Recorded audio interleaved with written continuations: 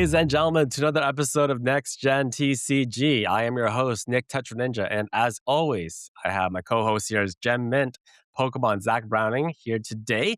And as a reminder, before we get started, as always, we are on Apple Music, iTunes, whatever they call it these days, Spotify, wherever you get your podcast.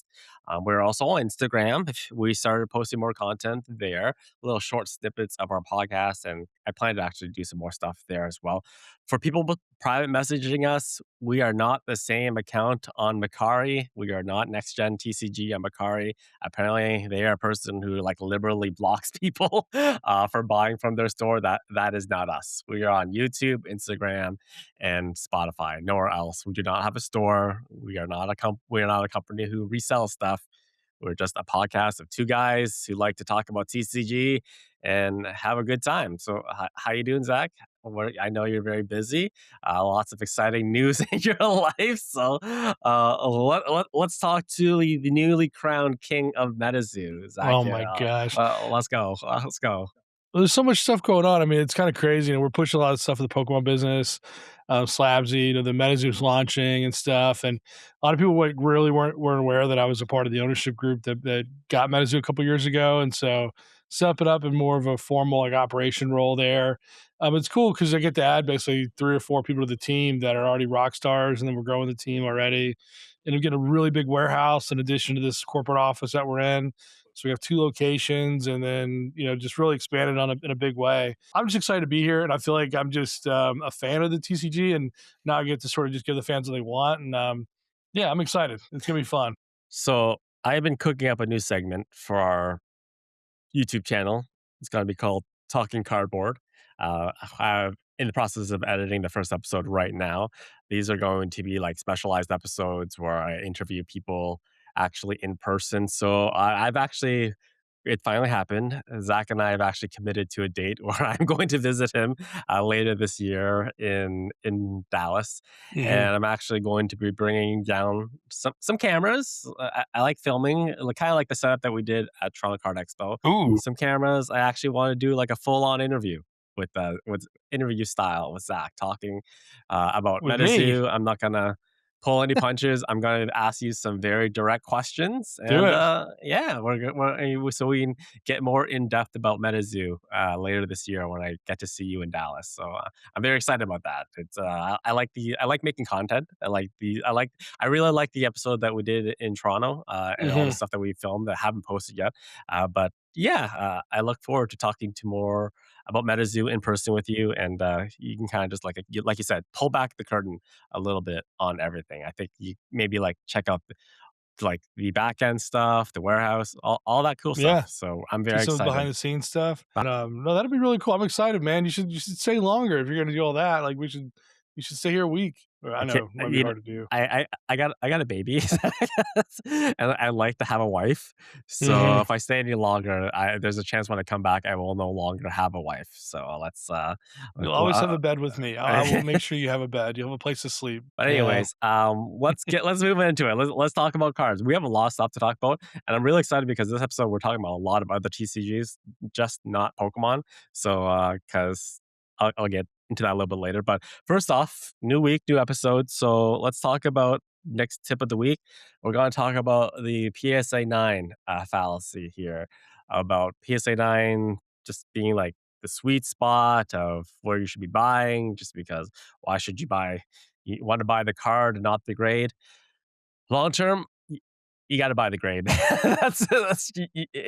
You're buying a label. And Hmm. if you're in this for investment purposes, you just kind of have to resign to the fact that you are buying a label if you want to maximize your returns. The PSA ceiling offers a much faster and steeper ROI than any PSA 9 that you will ever collect. And that is because the people you are selling for always want the best of the best. This is why CGC had to do their whole label change because they weren't giving out tens. People want tens. People need tens. That's why we got the pristine label now. And if you kind of go back, like we grew up uh, when cards were, or we were collecting, when I first met you, cards are still relatively cheaper, like high end hits from WotC around $300 to $1,000. And then you had people buying nines for like $50. Shout out to PFM, PFM, and obviously our friend Dan. Gotta catch them all. They were very adamant they would not want to buy PSA 10s because in their mind it was just like, why should I have to pay a premium for these minute differences between, which is also open to the interpretation of a grader who could just be having a bad day. And I guarantee you, if you talk to those two, especially, I'm not just like saying just Dan and PFM. I'm not separating and trying to like make them stand out. I'm just saying like if you go back to those groups of people who just were dead set, they're just gonna buy PSA 9. I can almost guarantee you they all have regrets that they just didn't buy the tens. You know what I mean? It's just it's just the way it is. People want the best of the best, and that the best of the best is gonna net you the biggest return. And Dan posted a video recently that he had $10 million in sales in 2026 already.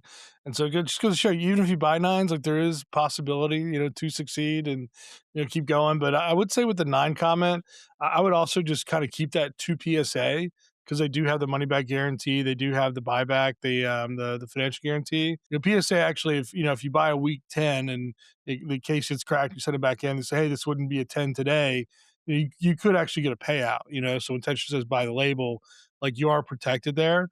Whereas not all grading companies offer, that buyback or that peace of mind. And so keep that in mind. Like there are people who are sitting in cards today to get reholdered for PSA and they're coming back as like nines. But PSA is sort of, giving the difference. They are, paying out the difference.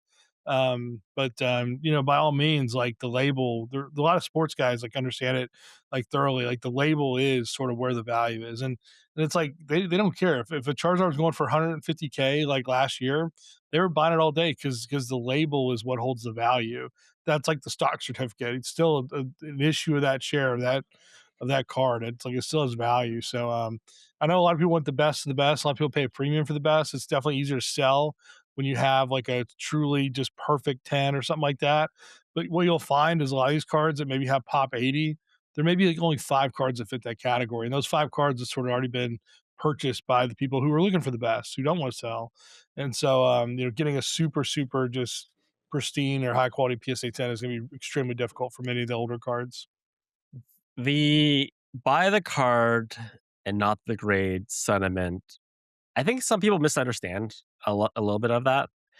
People just say like you should just be like, some people interpret it as you should just be happy with the nine or the differences between a nine and a 10.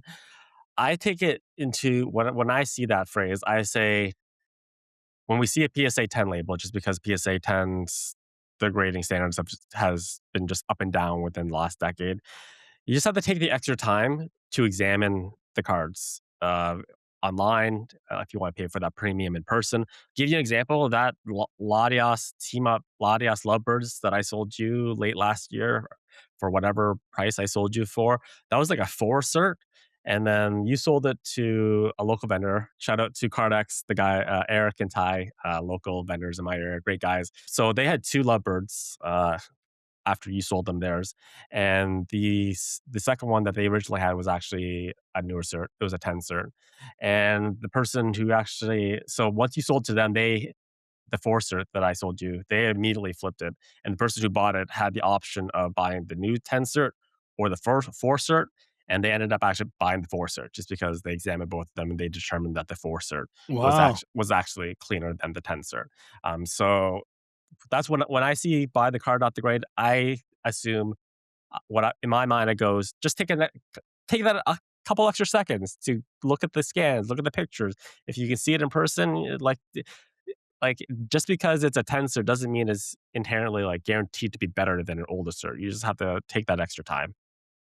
Yeah, and if the car's not available, like, I would always buy a 9 as a placeholder, or if, like, the 10 that's available is, like, really weak, but it's a good deal, I would buy it just as a placeholder and then swap it out later. Like, I have at least, well, I think I had 1 card in my collection that was a really, really weak, like, grade, but I had it for years and years and years, and I just got a replacement, like, maybe, like, 2 years ago, but I'd always intended to replace it over time. It was just such a hard card to find that it took me literally, like, probably 6, 7 years before I found another copy that popped up, and it wasn't even about pricing. It was just about finding a copy. And so a lot of times it's okay to get a placeholder with things because if you think like the tens are going to shoot up, the nines will shoot up too. And so if you have that 9, it's at least you're gonna ride the wave with it, as you're still looking for that 10. So, it just comes down to availability, things like that. So, Hmm. yeah. So I'm gonna do a bonus tip of the week just because I kind of want to tie it into another topic that I have right now, and that is even if you're living in the U.S. you should be using some sort of vault service or intermediate service, especially if you're not a company, because you're literally just wasting money. Because paying state tax on all your items, man. Remember the days when you didn't have to pay state tax on eBay, Zach? It That was was awesome. It was that was awesome. that I don't pay was tax today. I mean, I have a, yeah. So certificate. if just okay, touch on that. So if you're a corporation, there are ways, and like you're a legit company. There are different ways that you can avoid paying state taxes, or you just push you kick the can down the road, and then you're next with me. If I pay like taxes on stuff, I get it as a refund next year. But that's lost revenue that I could be utilizing and then being tied up for an entire year to actually file my corporate tax returns. So yeah, even like you buy like a $10,000 card or a $5,000 card and you get shipped to a state that has taxes, you're literally just flushing money down the toilet if you're not a company. So I've been using as a Canadian, it's very difficult for me to buy cards. So I've been utilizing a whole bunch of vault services. I've been using PSA. Well, I was using PSAs until they started So damaging slow. slow and they started damaging my cards. Was using Fanatics for a while, but for a couple of cards, I've been just getting really killed on withdrawal fees. PSA is nice because there's no percentage withdrawal fees. Alt, I just don't want to ship to Alt because that's just another thing, withdrawal fees. So I've actually been using a service called Ship My Cards, which has been really great. I've done 4 shipments with them already. I've sent probably $150,000 worth of cards to them as a middle person. And then it's great. They do a fantastic job. I was a little bit skeptical at first when I signed up for their program because their website looks like it was designed in the 70s. So that was a little bit of a red flag to me because it just looks very antiquated and old. But it does work. Everything gets sorted in. Once it gets taken in and delivered, usually they upload it into your vault for within like 1 or 2 days, it shows up in your account, which is fantastic. Pretty good. Way better than PSA. About and then I'd say Fanatics about to 3 to 5 days before things get updated. And yeah, you flat fee $3 every single time for a card to come in. And then there's no withdrawal fee, but there is a time limit after cards get stored for over 90 days. You start getting percentages charged, a percentage of the value of the card charged. So Wow. you just can't store it for more than 90 days. But they are quite active in the card shows, especially in the US. They go to all the major ones. You could actually request them to bring all your cards directly to the show, and then you can literally empty out your vault at a specific show. But yeah, they're great service. I've been thoroughly enjoying them, especially as a person who lives in Canada. Mhm. They've been very, very useful for me. I've also run into like another vault issue with the PSA slash eBay vault. Um, I had like a little bit of a panic moment because Why? I was like searching for like a couple $5,000 cards in the PSA vault. I could not find them. I could not find them Gosh. in the PSA vault and then with all the issues of like ownership transfer and stuff like that, I could not for the life of me figure out why I couldn't find these cards. And then I went on like my eBay page, and then it's in my eBay collection, but it's not in my PSA vault. Oh my gosh. So I'm just like, it's the same thing.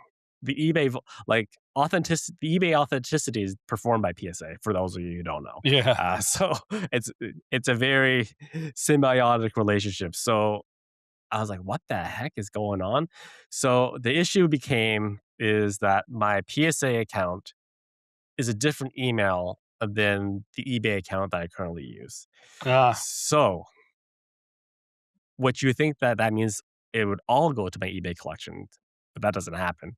For some reason, some cards go directly to the eBay vault when I buy stuff on sorry, the PSA vault when I buy stuff on eBay, but for some reason, because the email is different, it sometimes gets stuck in my eBay collection, does not get transferred over to my PSA vault. So I was like, dude, what the heck? So I had to email eBay and be like, "What the hell?" They had to email PSA, and basically, I have to like request for a merger between my two accounts. I have to like send them emails from both my emails to confirm that I own both these emails, and then they'll Yeah. merge it together. But then like afterwards, that's only for that instance. So moving forward, once I get like a bulk of more cards that are in my eBay collection and not my PSA vault, I have to do the process all over again. Oh, wow. I don't understand that. It's really dumb. Well, I had some issues whenever Golden was part of eBay, then they weren't part of eBay because you had a Golden email, then you had PSA, and then you had the eBay Vault. And it's like, well, I was using different things for each because I try not to like make it easy to figure everything out. And so it's like when they merge, it's like they created two accounts and all this other stuff. So I had something similar where you kind of got to make sure you see which account you're logged into to see it. And I've just been so disappointed in like the eBay Vault ish thing that I ended up dumping it. And so I took everything out and I only keep stuff at the vaults that are like timely, the trusted, that move fast. The last thing you want is like, I mean, cards, you kind of got to move quick. You know, it's kind of weird. Like collectibles, you always think long term hold, don't move, be more stoic.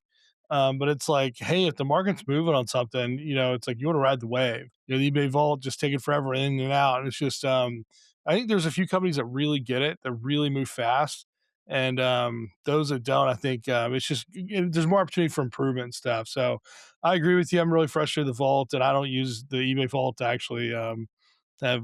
I've taken everything out of it. I've actually started submitting stuff back to the PSA vault again, but this is stuff for like they're either Why? because they're because unfortunately, They tell you a good bedtime story, like a good no, joke. because unfortunately, they're so tied to eBay. If you Yeah, have it in their vault, it's already set to go. They do, and you can list it fairly quickly because the relationship between eBay and PSA is a little bit. It's so close together, uncomfortably yeah. close, I would say. So actually, like all my extra cards, like extra copies of cards, or cards that I'm just projecting on, actually have zero interest in, and I just want to sell eventually. I just send to PSA because vault services not only are secure, but they just save you a lot of headaches. Like I don't if I mail it to me, like I have to then mail it to PSA if I want to use their service to sell it, and then if I want to like then I have to like store it. I have to buy storage for it. Then it's just taking up a whole lot of space, especially all these extra cards. So like stuff that I don't intend to actually own, I I send don't to the know. vault. So But it's all, just all vaults like solve these problems, but like when they misassign an account, a card to someone's like wrong account, and then like you sell a card and they sell it for you, like these are some sure. pretty bad flaws. Like I actually, because of some of these issues, I will go and download every card I have from a vault once a month, and I'll check it. I'll make sure that hey, the same cards are still there. Is there a card missing? Did something happen? Like you truly don't know, and there's no accountability. Once you get over 100 cards, like I mean, you're gonna start losing cards. You're gonna send a card there. It's gonna be worth $500. You're gonna value it at 50. You're gonna sort by highest value to lowest. You're never gonna see that card. 2 years are gonna go by. You're gonna be like, well, that $50 card is now 5,000, but they still have it at 50, and you're like, oh, I can't believe it, but you still have no idea it's there because now you're at 200 cards, and like there's so many kind of cool issues that happen with the vaults, and like nice surprises. But I just when the tech is bad or when the you're having issues with account ownership and things like that, like that scares me because last thing you want to do is wake up and there's no one you get a hold of. I mean, I don't know about you, but like I can actually get a hold of people at some of these other companies, like with eBay. Like unless you have a rep, like you really have you're talking to like a stone wall when you call customer service. They're reading off pre-assigned things they can say. So I don't know. eBay is not one that I would want to have to talk to a person with. No, it was difficult trying to get a handle on someone from eBay to merge my 2 accounts together. I will give you that. It's, even, like, looking online trying to find, like, a contact information and, like, an actual phone number, it was a pain in the butt. I will give you that, but it is what it is. It's just it's the path of least resistance, and it's the less of 2 evils, in my personal Mhm. opinion, so it's the world we live in. But anyways, let's get into, the news. So we're in July. It is very hot right now. I don't know how it is in Dallas. I It's stay hot. inside. We got AC. I got fans in here. I got dehumidifiers going. I mean, the temperature is perfect for trading cards. So Yeah, it's but June has passed, so we actually have the final grading numbers from our friends at GemRate for breaking down the submissions for every single company. So let's start from number five, SGC at 39K. When's SGC just gonna fold, Zach? When are they just I mean, gonna? they're vintage. They sell a place for vintage, and what's crazy is PSA comes out and they're like, "Yeah, we're not very good at vintage. That's why we got SGC." And it's like they're really just the same. I mean, they must have a long like brand history and just tremendous like brand power to stay around because truthfully, they're just PSA. I mean, they should be putting everything in a PSA case, and PSA should give some sort of discount to recase everything. I don't know. So from last year, they're down 90% of grading numbers. Year over year, down 75%. It's gonna eventually die. I don't know what PSA is playing here. Just kill it all. Just kill it and let it die already, and just absorb it, and just yeah, Hmm. anyways, tag 54K, decent numbers, 4% from last month, as well as from last year, 45% up, which is really nice. Tag actually, I think they announced their new facility in South America. South America, was that it? Hmm. Yep. So they are opening up a new facility in South America. Man, I would wh I would why not Japan? I would've Japan and followed by Europe would have been or Southeast Asia in general, and that would have been my first target demographic of where I would open a new office. South America would not have been my first choice, but maybe South America is just like the test run of Hmm. expansion, like, let's go like a low very fairly affordable area, and then maybe this will be a first expansion facility. We'll learn everything that all the well, basically, kind of like beta testing. We're gonna beta test in South America and decide like what we need in the facility and kind of build up from there before we really expand. But insights, thoughts on the Yeah. South America expansion. I mean, why not Texas? I mean, Texas, Dallas is where all the cards are. I mean, Beckett's here, PSA's here. Why not come to Texas? And truthfully, like South America sounds just more like a strategic partnership. You know, they have an office in Canada, I think Toronto, and even maybe Vancouver, where it's just, you know, there's these are strategic partnerships where either they're equity holders or people who are operating at a high level, you know, have different facilities where you can go get your cards graded or submitted at least through there. I think they have a couple other locations too. There could be some strategic reasons, like you know, when you're importing, exporting, things like that. Those could be some reasons why you'd want to have a physical location, like CGC with Germany. You know, obviously that's a huge help. CGC has a place in London that's a huge help with getting through. You know, the EU versus the non-EU. You know, both of those. So I feel like it's more of a partnership because what Tag really needs is like 100,000 square foot warehouse in the middle of Texas and just line those machines up, put a card in, it gives you the score out, put in the next thing, you know, just move it down the assembly line. Because Tag really should be operating at a much higher capacity.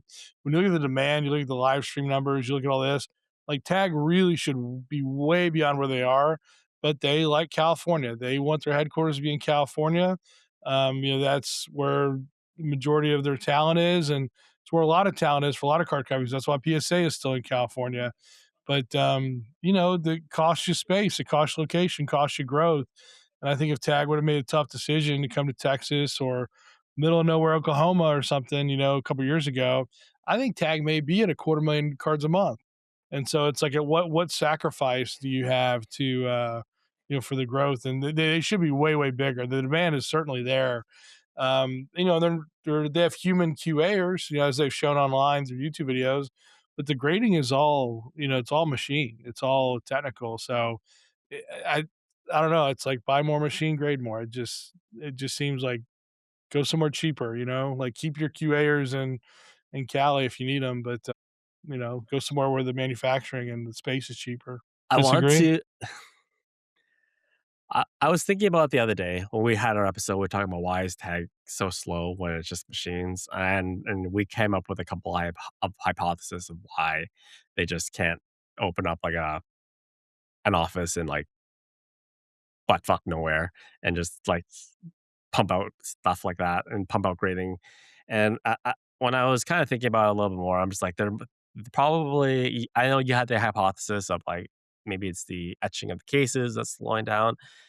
And I just had to I came up with the conclusion is just there still must be some sort of human element at the final stage that has to verify the grading, and that's probably the part that's slowing down things the most, and that requires hiring people and training people to verify, like, Mhm. everything. Like I said, everything's it's still AI. The grading is still done by AI, but the final check, I think, is probably by an actual person, is probably the reason why everything is slowing down the most.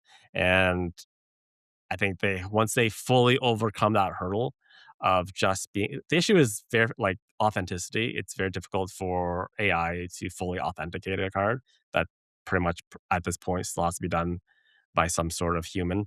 Um, Once they overcome that hurdle of authenticity, and then once they fully overcome the hurdle where they can just like at 99.9% trust the grade that the AI spits out, I think that's when things will finally take off. But the final verification is, my guess is probably the reason why they're so slow.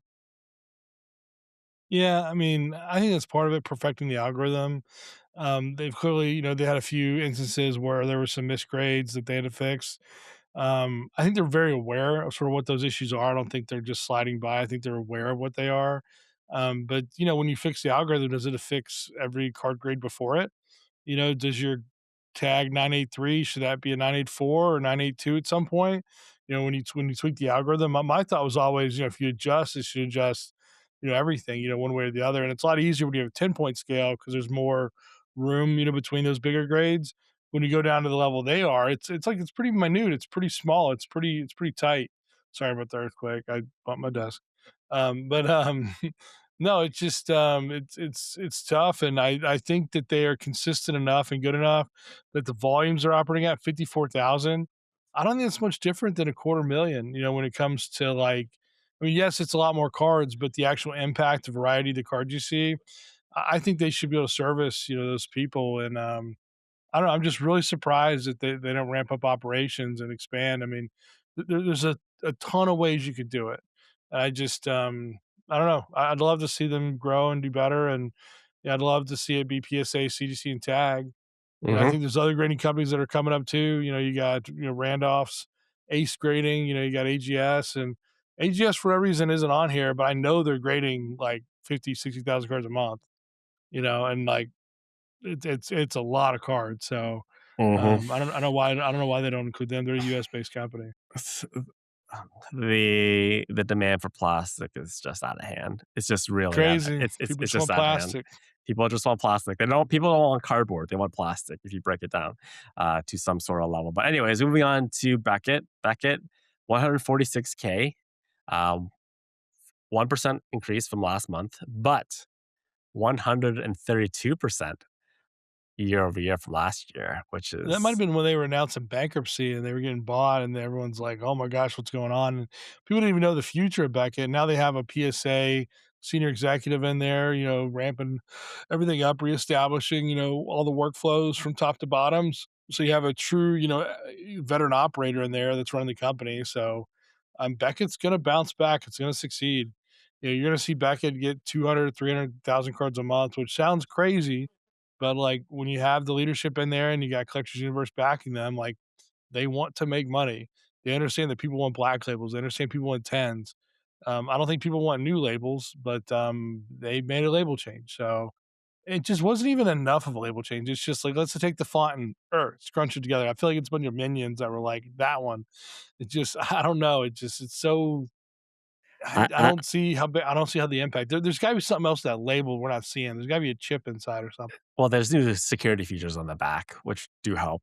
But I know you're very bearish and very opinionated on Beckett, but I'm actually very bullish on Beckett's future, just because of the amount of TCGs that just keep popping up. Just because, as you probably heard, as an owner of a TCG company, TCGs are inherently very profitable because it takes it's very minimal money to actually print the cards.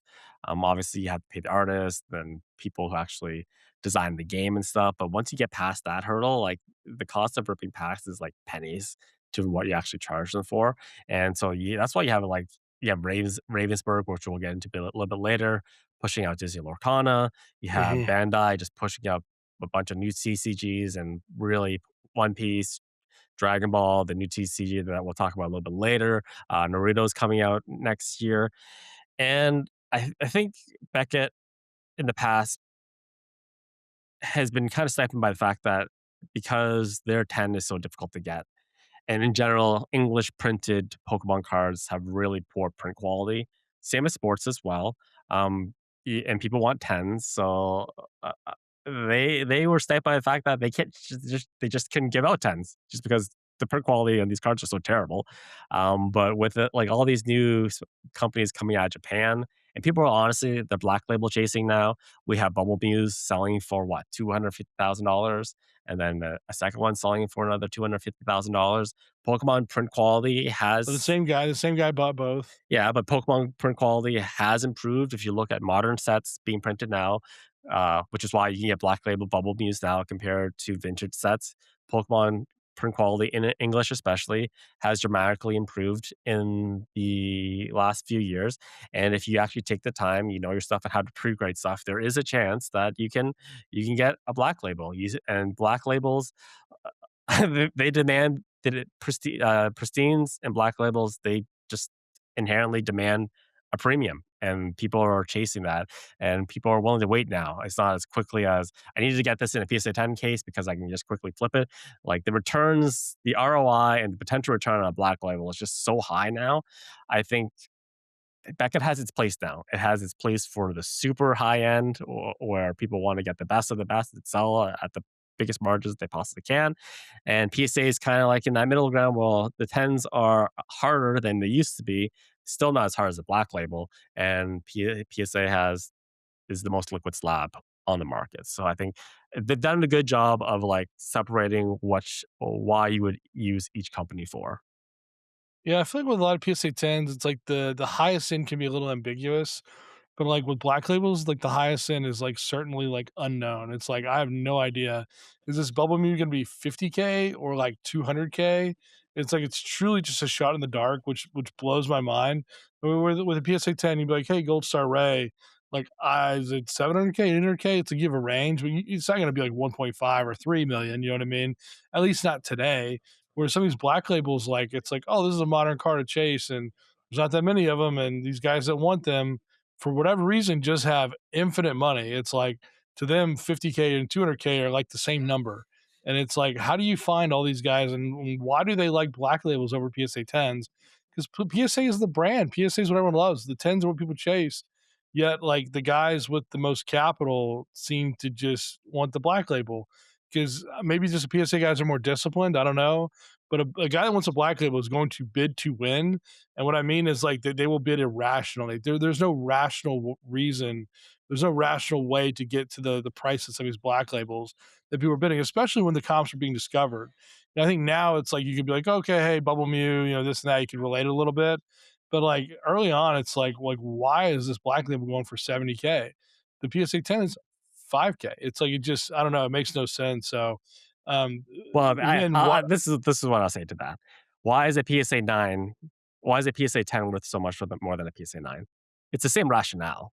And so just view the PSA 10 as a PSA 9 in the eyes of a person who has basically FU money. Yeah, And but you're trading companies. That's the weird thing to me. It's like you got these guys chasing Corvettes, and it's like, oh, let's throw a Ferrari in the mix. But it's like I don't know. Just it's like you're going a totally different brand. the That's the part that blows my mind. It's like it's a different. It's like so why can't you say the same thing for CGC the or okay, Tag? because CGC doesn't have a black label. The black Well, label is CGC is viewed as pristine. the black label is in the TCG world is viewed as the pinnacle. It is the absolute best of the best. CGC So, used to have perfect. You know what I but mean? yeah, but they don't have anymore, and the label is ugly. Well, And NBA has a black also, diamond, and that gets somewhere. That okay, gets to okay, we'll, somewhere. we'll, But we'll get we'll get that to that a little bit later. So basically, the person with all of this FU money, when they view a black label as the best of the best, they view a PSA 10 as a PSA 9, basically, in our pleb minds. That's how they view it. They want the best of the best. They do not care how much they have to pay for it. and that's just the demographic of those people. They just want the. It's a pissing, like I said in the last episode. It's literally a pissing contest of who, who who has the biggest dick right now. I So know. and that is it. That's literally it. They just a PSA 10 to these people is could just literally be a PSA 8 or PSA 9. They just I want feel like the I can go ups. pretty far, but not for very long. Yeah. It's just- It's hard. Your range is tough. I'm just trying to like you're wondering why like I don't know that's why the black labels command such a premium and to be honest like Beckett was around a lot longer than CGC has been in the grading sphere, so they have the kind of like even though the grading numbers are much lower than CGC, who is grading 763K last month, up 19% from month over month and 78% from last year. It's just people with that type of money, man. It doesn't matter to them. It just doesn't matter. They're gonna win the card for whatever it costs, and that's just what it is. So, what do you think of the CGC numbers? I feel like they're pretty I think strong. it's in line with live streaming. As long as they're priced effectively, they're going to be there. But like, if PSA ever would reduce their prices, or if Tag became more affordable, or this or that, like CC keeps raising the rate, and I keep telling them, hey, if you price out the people who buy these cards on live stream, you're literally going to lose your customer. I would say that a good 60-70% of the cards are probably sold via dollar auction and live stream. And so, when the grading rate goes from single digits for the bulk dealers to what's really close to double digits for their best dealers, and many of the dealers they've been at double digits for a while. It doesn't make sense. It's like when you're selling a card on Whatnot for $15, and Whatnot takes an 8 to 12% fee, maybe lower or higher depending on who you are, and then you got to package ship it, you got to pay people, you got to have a card, all this stuff. It's like, sometimes you're making 50 cents, and it's like, how many cards you selling on a live stream? 300? It's like, do you make 150 bucks that live stream? Whereas before you'd make 500 bucks or 600 bucks. It's like, it's cheaper just to auction CDC. It's cheaper to sell Chinese packs. It's cheaper to auction something else like raw Watsy, buy raw Watsy to show that looks near mint in person. Then you put it on stream, it looks mint. And you tell people, hey, these are all the flaws, effects, but people they overpay on cards that look mint, and they just understand grading. So I don't know. I think that I can see people PC and pristines, but they're still graded at such a low rate that it's almost like you got to buy them. Like, trying to grade them is kind of tough if you're aiming for it. And I don't know. It's weird. So again, quick shout out company Slabsy, the Pokemon side. We offer bulk CDC grading. Our rates start at $12 and go down from there. They've asked us not to publicly advertise the rates because they're so good. But if you reach out to me or anyone, I'll hook you hooked up with bulk grading with CDC. And then we have our old friend PSA, Bread and butter. 2.5 million. King, man, you can't take them down. And here's the thing Oh is my their minimum god. grade is like 25, 28 bucks a card. The dealers are only getting $2 off. You know what I mean? Like, the dealers aren't even getting the 20% or whatever. The dealers are barely getting anything off. So, I mean, most people are paying 20 bucks plus a card, which means, what is that? Is that $50 million minimum in revenue? That's insane. Because you also have to think there's a ton of people who are grading at $75, $100.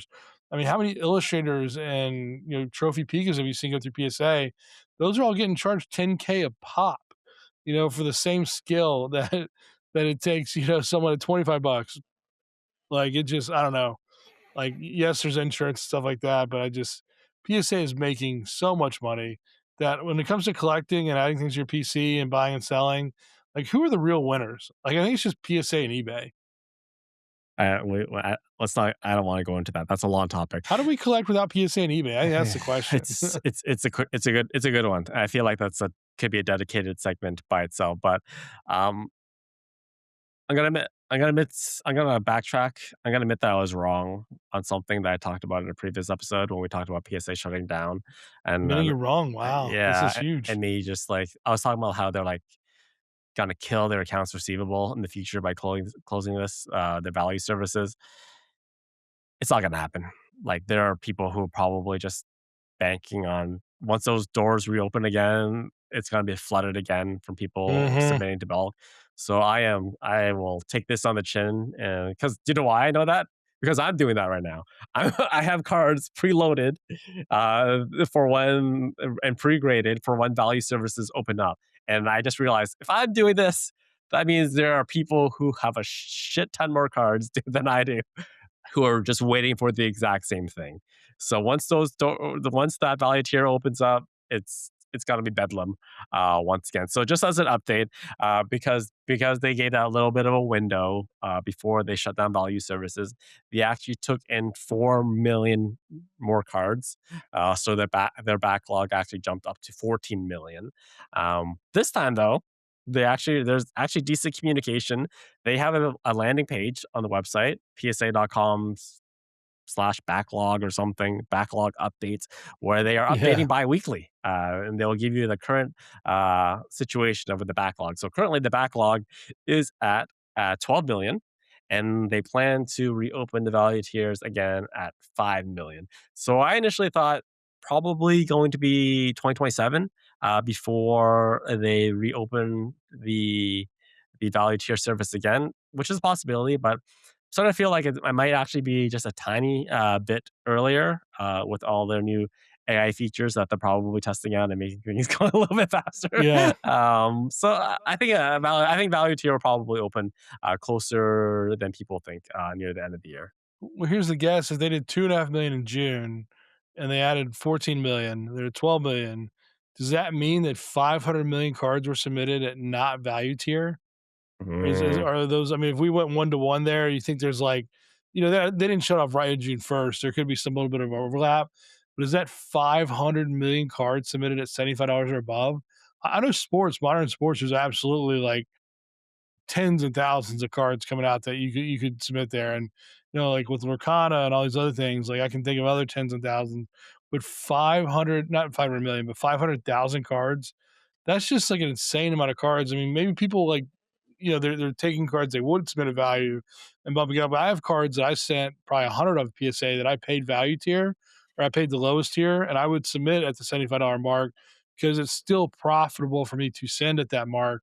But I wouldn't want to do it over and over and over again. If the price of that card came down, I would probably wouldn't. It's just like, I think we all take advantage of arbitrage, and we're always trying to find those cards that you can't arbitrage. And so I don't know. It's kind of insane to think that, I mean, 500K times 75. I mean, that's some pretty big numbers, man. It's big numbers. We're in the wrong business. Like, We yeah, well, you start slapsing, you're in the service business. You're getting into the service business. I'm just a guy collecting cards and trying to, like, project on, like, long-term growth and stuff like that. So maybe Rudy isn't crazy. Nah, maybe. I don't want to get into that. We had a little talk at the beginning of this podcast. I didn't want to. I don't want to get into the whole Rudy PCG situation. Do you know what company doesn't seem to learn? It's the Pokemon company. Oh my They gosh. just don't. We're gonna move into some Pokemon now. Let's continue with the news. This news was a couple months ago. I forgot to. I think I got buried, but it's still pretty significant. And so the Chaos Rising recently just released, and about a month before the actual release of Chaos Rising and before any pre-release events happened, you saw that a lot of the hits from the from the set were showing up in local card shows. We're talking about like Greninjas, all that good stuff, um, which basically implies they were stolen off the line from Millennium Print Group in Raleigh, North Carolina. There was like I first want to give it credit to Rattle. He really broke down the story very eloquently of the theft. Not the first time. It will not be the last time. I just don't understand how this keeps happening. If you're a Millennium Print Group and you're the Pokemon company, like how do you continually let your products, like shouldn't you have like so many cameras? Like you should have an absorbent amount of cameras all over the factory, and the hits were basically like just stolen out of the hopper. So okay, so how cards are packed is that like you have your hopper, your shoot with your hits, and then you have your other commons and commons, and then whatever algorithm they use to fill the packs. And then they just so all the hits are literally in one stack together at some point. So inevitably that makes it much easier to steal. So but like how if you're a Millennium Print Group, how do you like just How does this keep happening?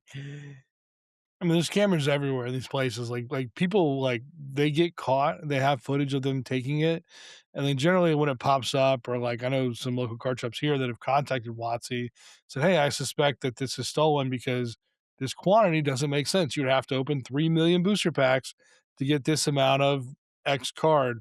And generally, WotC's lawyers are very responsive.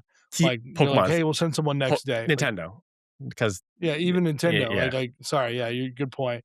But yeah, they'll send someone next day. They're very protective of this because, like, if a story gets out, yeah, it might have been 50K, yeah, it might have been $1 million of product, but you're talking about billions of dollars of product that could be affected.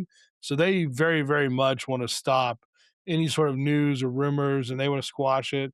And like, yeah, it's really bad. It's like you're not taking out this card, you're causing anxiety for the entire consumer base. And Nintendo's been very, very good about distribution, releasing the right amount, keeping demand the way it is. And it's like it's all very carefully manufactured. It's all very carefully done. Yes, they could get a different paper stock and go lower quality and print more. Yes, they could buy more print factories that do take 10 years to get up to speed. Yes, they could get more storage facilities. Yes, there's answers to all these questions, but they're so good at what they do and keeping the demand, keeping the hype. Like they've perfected like no one else ever has. And so a risk like this just it crushes it. It's a poison pill. It's why do you buy PSA? For the trust and integrity and for this and that. And when there's no trust at all, you don't need a grading company. The grading company is the independent, authority that tells two parties how to exchange a card, that's of an ambiguous, quality. And so it's like when you lose that trust, the grading company's value goes to zero. When Pokemon loses its trust of the hits and stuff, a lot of other good TCGs out there. So it's, it's a massive risk that needs to be managed. I agree with you. I agree that is the thing that I would expect to happen. But the news of this broke like a month before the release of Chaos Rising. It did had zero effect on especially the Greninja of that set. Oh, People just slopped it up. It's I didn't still even hear about it. it's still like I think in a 10 it's like $1,000 card still. So people are still paying a lot of money for that card. Like I've said this before, but like this just happened. It's not the first time it's happened. It happened with Fusion Strike. People have forgotten about that. Probably the most famous incidents of this happening was with the Gold Star dogs, which were for the longest time so dirt cheap that just because everyone knew a bulk of someone was literally sitting on like a bulk of mint off the line copies. And I'll give you an example right now. A PSA 10 Suicune last night, Gold Star just finished at 20K US. Crazy, It's like it's crazy. like people don't like you have all these people who aren't in the hobby with us. They just they don't care or they don't understand. And it's a 20K card, $20,000 card for a card that there are legit stacks of that someone is setting on stacks of right now. Um, And it's like one of the most beautiful gold stars. It just mhm. has an awful, story to it. So people don't have long memories, man. People forget. And so same with Chaos Rising, same with the Gold Star dogs. These things get stolen off the line, but Pokemon is just so huge, such a powerful brand. It does not affect. Has zero effect whatsoever, other than in like the eyes of like really Yeah. true What would collectors. actually take Pokemon down? What do you think would actually take it down? I don't know. I was thinking about this the other day. I was just thinking about like I was thinking like when you thought about like maybe changing like the media platform. So I was thinking maybe like they switch to you watch you know the basics of Yu-Gi-Oh! Maybe they switched over to like instead of cards, you have like microchips now. So instead, like when the technology catches up, people are literally playing Pokemon with holograms. And like there's like your Pikachu is actually performing an attack. And that's so cool to look at. Kind of Japan kind of has that now with their arcades with their Gundam games as well as their Dragon Ball games. So you actually use the card to actually interact in the arcade with the game. But Pokemon has not gone to that extent yet. But Yeah, I think I don't know. That's a really good question. That is I would need to like think about that a little bit more. What do you think? Yeah. What do you think? I don't think they tear themselves apart from within. I think there's some outside factor. I think it's like, some sort of catalyst from the outside. I mean, it could be this new Naruto TCG coming. We're not there. We're not there yet. But so just continuing on the vein of Pokemon. So we have big sets coming out. Zach, we have the official release of Delta Rain, the Rayquaza set, coming out on November 26th.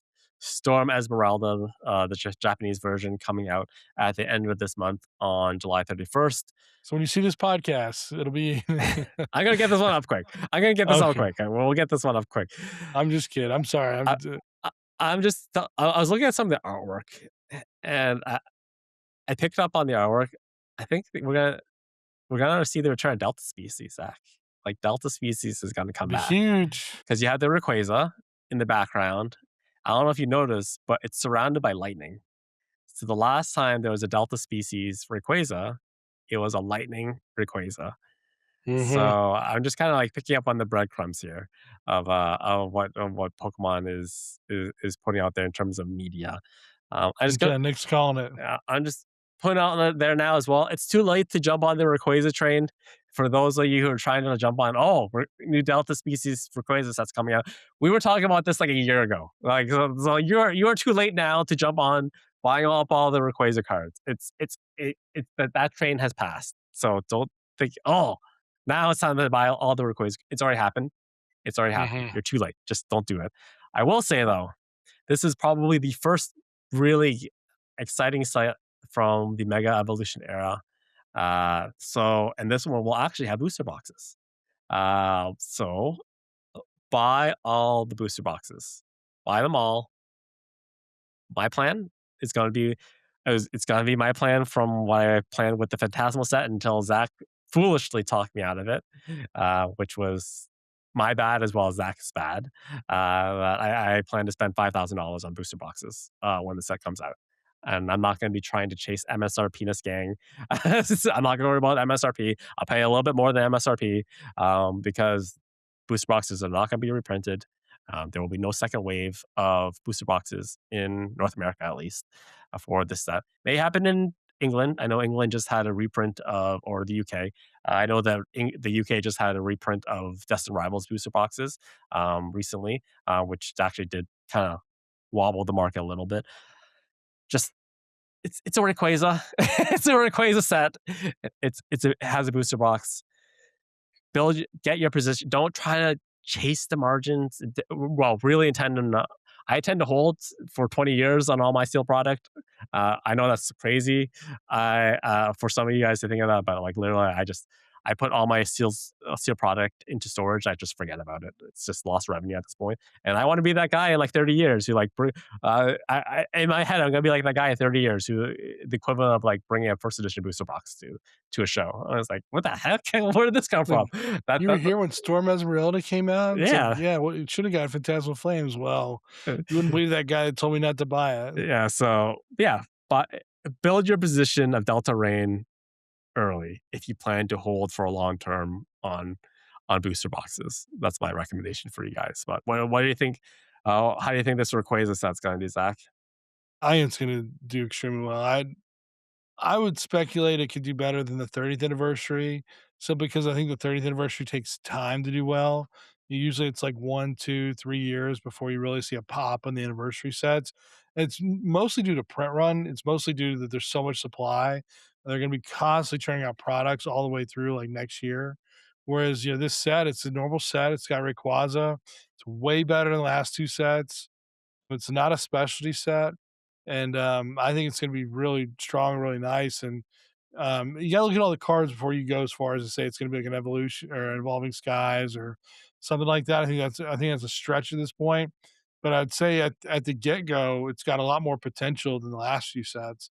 Yeah, Darkrai's popular, yeah, Gardevoir's popular, all these other cards, but, like, this is Ray. I mean, you're getting Gold Star Ray PSA 9s over $100,000 right now. Hope those sales are legit. Everyone's reposting them nonstop. But No, it's Ray has a lot more upside. It's a blue chip Pokemon. Not every Pokemon's a blue chip Pokemon. I had someone tell me, "Hey, I want to go buy this 2,000 copy Gallade? yeah, Glade." And so I was literally like, "Listen, like it could be a good buy, but it's not a blue chip Pokemon. Yeah, it's playable. People play in the game, but if it's not Pikachu, Charizard, this and that, like when it comes to sports, like yeah, Trey Young's cool. Yeah, Ben Simmons. Yeah, Trey Lance, all this and that. But who performs? Tom Brady. Like Peyton Manning. You got the blue chips. You got the top five that are always consistent, always good. And so it's not saying there aren't any of these plays that can make sense. These plays just have higher risk and given the return. Whereas I think a race set, I think it's got a lower risk tied to it. I think it's something that's a bet that you could legitimately make that you could just have more confidence in at a lower risk level. And so, I tell people all the time, there are 100 things in Pokemon that are going to 20x. Some of those are likely not to 20x, but they could, and they have a really high risk associated with it. Some of those have a very, very strong likelihood of 20x, and the risk profile tied to it's very low. And so it's like you just got to figure out your risk tolerance, what you want to bet on, and some of these things only succeed because the social media guys really pump it. And figuring out when this organized pump's going to happen, usually they don't even know what they're going to pump next, and so it's like it just kind of happens. And so I just say, look at what you're buying, look what you're going deep on, and blue chip sort of Pokemon like Ray in the set, like it's got a lot of factors that suggest that it could be better than others. That's not saying it's a home run, but I like it way better than the last two sets. Talk about risk tolerance. Let's just say, okay, I don't even know what MSRP right now on a booster box is. What is it? What is MSRP gonna For be? Japan, it's super low. It's like in 3,900 yen or something, Okay, so let's just or they say just raised it. It let's was just even say a booster lower. box MSRP is like $200, right? Okay, Well, for for Pokemon, it's like Pokemon, 159 in 159, English. something like that. The chances of it dropping below MSRP is basically impossible. You have a higher chance of upside, and then maybe you sell at MSRP or what you bought in for like what 10% less just because you want to unload your position. Like like my thought process of buying, like when I speculate on cards that I'm buying now, outside of Pokemon, I've been getting into a lot of other TCGs. I just think like I talk about like my risk of not participating is I'm losing much more money than the upside. So I've been getting into a lot of Weiss now. I've been looking into Lorcana. I've been looking into other TCGs. Um, Wow. it's just I'm becoming a more. I'm gonna get into this a little bit later, but like I can never get it. Like I've been doing like cards full time for like a year now, and anytime I get into anything in life, it's an ADHD thing. I can never go like half into it. It's just I have to I'm, like, full bore I'm into it, like, full bore into it. Wow. So it's just like, yeah, so, Weiss is very Disney Weiss is super cheap right now for some wrong reason. I do not Weiss shorts. I've been buying a bit of Weiss shorts right now, some other stuff as well. But yeah, the risk is so low. Just buy it all. Just buy like Delta Rain, just buy all the Delta Rain. That's like and don't try to work on the margins, especially if you plan for actually holding for a prolonged period of time. Just just buy it. Just buy it. Go for it. But also, next thing coming up is Pokemon 30th. Set coming out on September 16th for the ETBs. UPC is coming out a little bit later. Pre-orders for the ETBs are out of control right now. It's so I believe it. it's so crazy. So It's big. there's 150 cards in the Pokemon. It's another specialty set, so no Pokemon booster boxes. So booster bundles or whatever ancillary products that you will they want to pump out to fill shelves. 30 reprint cards. 30 reprint cards, so cards that have already been released. Invest in. I'd probably lean more anytime you talk about like a premium like a product, I always venture on you should be buying the more premium of the products. And right now, the most premium product, even though it's launching a couple months later, would be the UPC, the ultra premium collection. So I wouldn't go crazy. I'd buy like a couple of ETBs when they come out, just to hedge a bit. But I Yeah. probably divert the majority of my money into the UPC when it launches out on November 6th. MSRP of $180.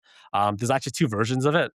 with a unique promo on each of them, there's going to be man, they knew what they were doing. They took the like, and they knew exactly what they're doing. There's a day and a night version, and the day one there's an Espeon, and then there's a night one there is an Umbreon. It's just you guys know how to make money, man. It's just you know how to make money and like obviously buy the Umbreon in quantities because that is a much more popular Pokemon than the Espeon. I'd probably go to like a 3-to-1 ratio if I were to break it down of what I would buy. Even 5-to-1. I could maybe just skip the Espeon altogether. I'd probably just buy all the Umbreons, all the nighttime versions, just because it's the more popular of the species. Um, what do you think? I'd say just keep in mind that Sam's, Costco, all these sort of really big stores are gonna have these, and they're gonna be on sale at some point. You know, depending on where you're at, I've heard of people that can literally go get pallets of them. You know, at some points, yeah, they do have like limited amounts, but if you're in a big city, like you're probably gonna be limited. But there's some people that are in rural areas that like have a Costco, and for whatever reason, people there don't collect Pokemon, and they just sit there. And then people do pick up pallets and stuff. And I know there is sort of this system to find the Costcos that have that available. And so even though the MSRP is 180, you probably will have an opportunity to buy this much cheaper from one of those discount people. And they probably will pop it up randomly 4 or 5 times. I mean, how many times they do a reprint like back when they were doing some of the other UPCs? Like it's gonna come and it's gonna keep on coming. It doesn't matter though. Pokemon is such a behemoth. Like, But I'd say if you get a chance to buy it for less, but like, I no, would just do that rather than spend $400 on eBay. yeah, no, I'd say obviously just go don't to do your that. local Costco at 8 a.m. and grab your 2. Yeah, You but know, save $500. I think the age of Pokemon UPCs sitting on a pallet in Costco, it's over. It's never gonna happen again. It's like you have like these pictures from back in the day of like 151 UPCs literally sitting in Costco and no one wanting them. That time is over. That you will never ever see that again. Like the most recent one was probably like the Mega Charizard UPC from Phantasmal Flame. People were kind of like very bearish on. There's like people were like, oh, there's like 5 million of these coming out. Like, yes, there are a lot of them, and yes, you will not have the same ROI as you would have back in the day with a 151 UPC. But like people are just like so obsessed of like these like get rich quick schemes. Like I think Rudy says like just get rich slow. Like there's like no You love him. you're trying to like hit a home run every single time. Like how about just do a bunch of smaller plays and then hit a bunch of singles instead of trying to Mhm. go for the home run every single time. And then over time the singles add up. You get in the Hall of Fame for batting 333 in the MLB over your career lifespan. It's just you make a bunch of smaller plays and like I bought like UPCs are like Charizard. I bought 2 cases, seal cases of Mega Charizard UPCs just because it didn't make sense to me. It's like it has a Charizard on it. There's like these cool, unique promos in it that you only could get from the UPC. I bought them for like 150 Canadian each. I'm just like, Mhm. this price doesn't make sense. It doesn't make any sense. And then I think they're like at 250 US now. Um, like smaller plays are just as good as big plays. If you do make a lot of smaller plays, it adds up at the end of the day. It's kinda something I'm always asking myself is like, just because you have this big play in front of you doesn't mean you have to do it. Like, there's probably a way to sort of make it smaller. Like, I'm still participating in the play, but, like, we're in such a high risk, category being Pokemon that everything could change. I'd rather make 10 plays that all have a chance at 20, 30, 80% return, whatever have you, than do, like, the one big play. Because the one big play, oh, man, Pokemon's reprinting 30th anniversary, like another whatever. And of course it's going to happen. But for that play in particular, it would affect, sort of, the ins and outs. And, I've got a card that's a little bit, I think, high demand right now. And if I offload it really quick, it doesn't matter. It's quick. So there's all kinds of plays you can make and just be careful, be conscious everything could change.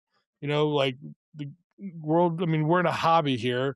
There's so many things outside the hobby that matter, like your family, the house, the government could go to war, the stock market could crash, AI could replace everyone.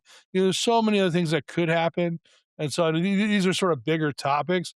But the point is like you are not bigger or better than the market will always sort of bully you to do the right thing.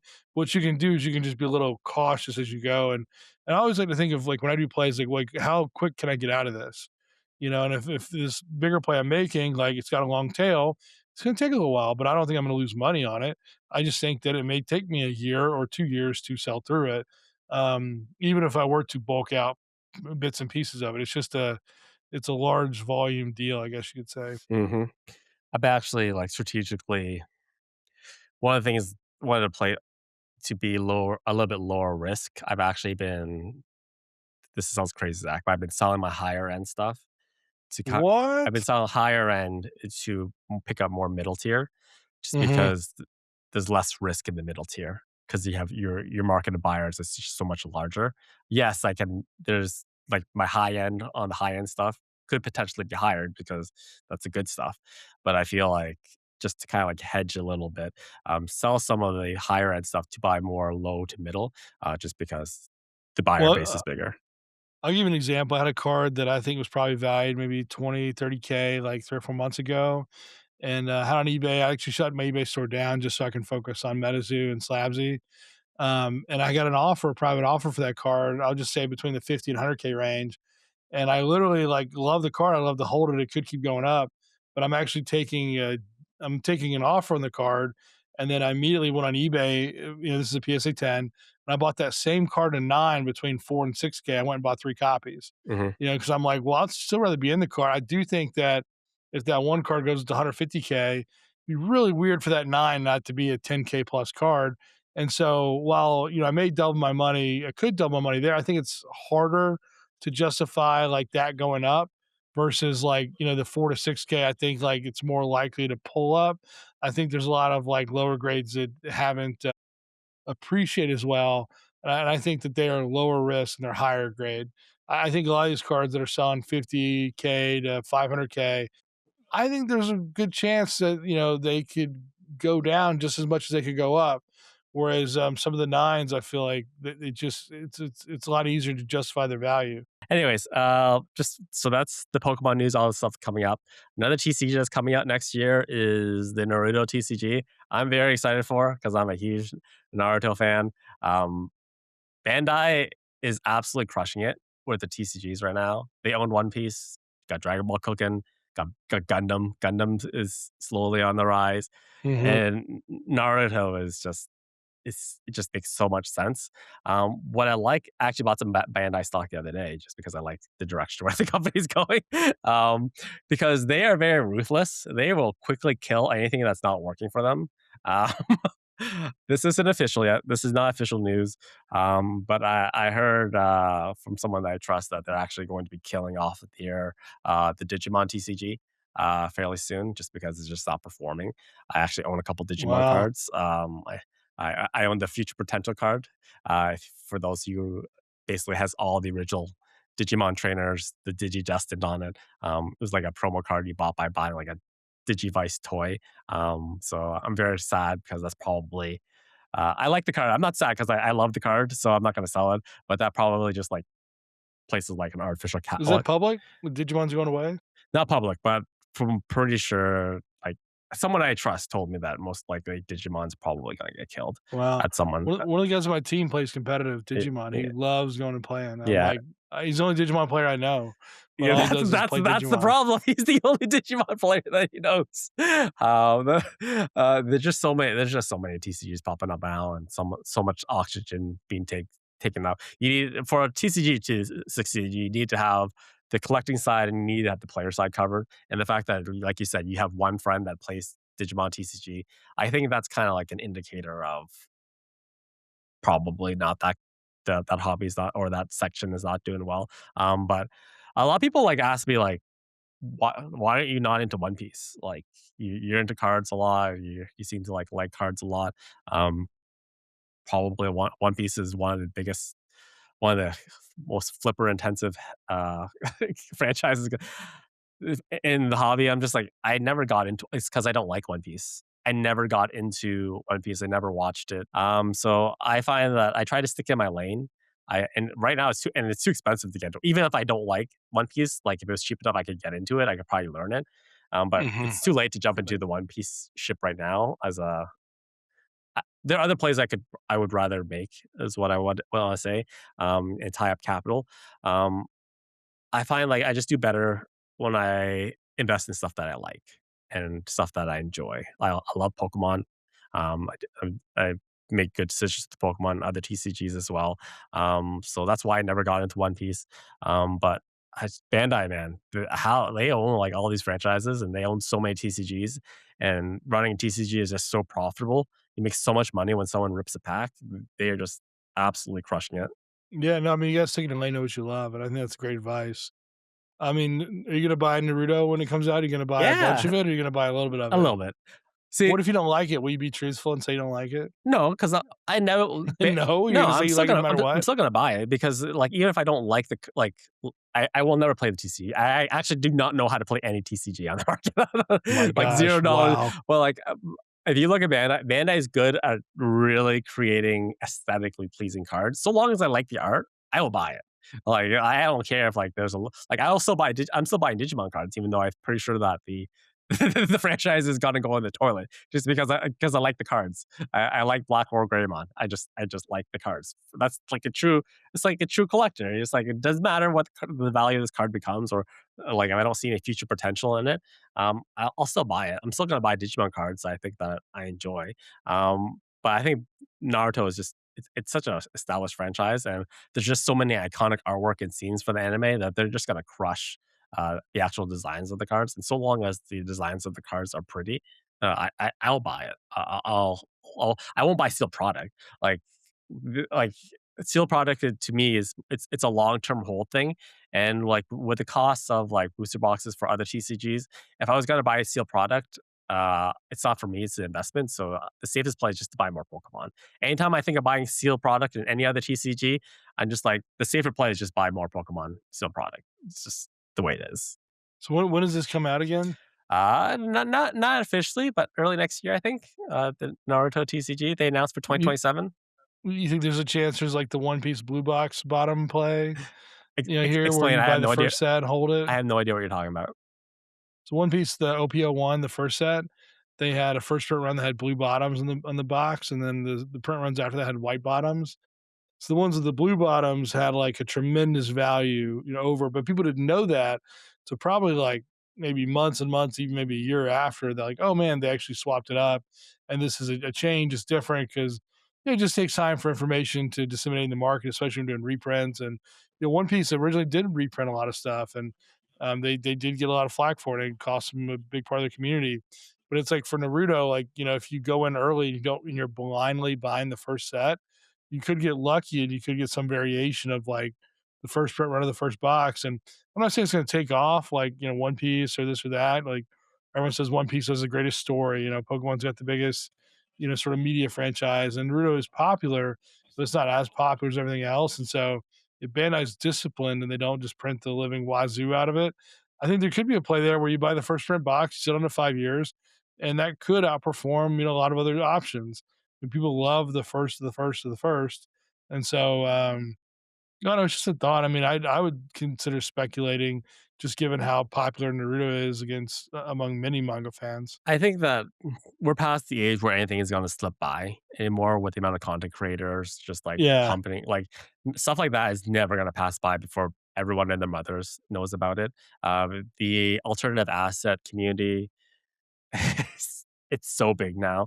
Like, nothing's gonna slip by anymore. Just like how I said, like, the UPCs are never gonna sit on a pallet in Costco anymore. We're past the point where, like, stuff like that is, like minute like differences in cars like that is gonna get past Hmm. any sort of person. So if there's like a first run, you'll know about it immediately. For Naruto. All right, so let's move into market trends. It's been really exciting last couple of weeks, months with the stuff that's going on. Alt. There's some stuff that I kind of want to touch on first.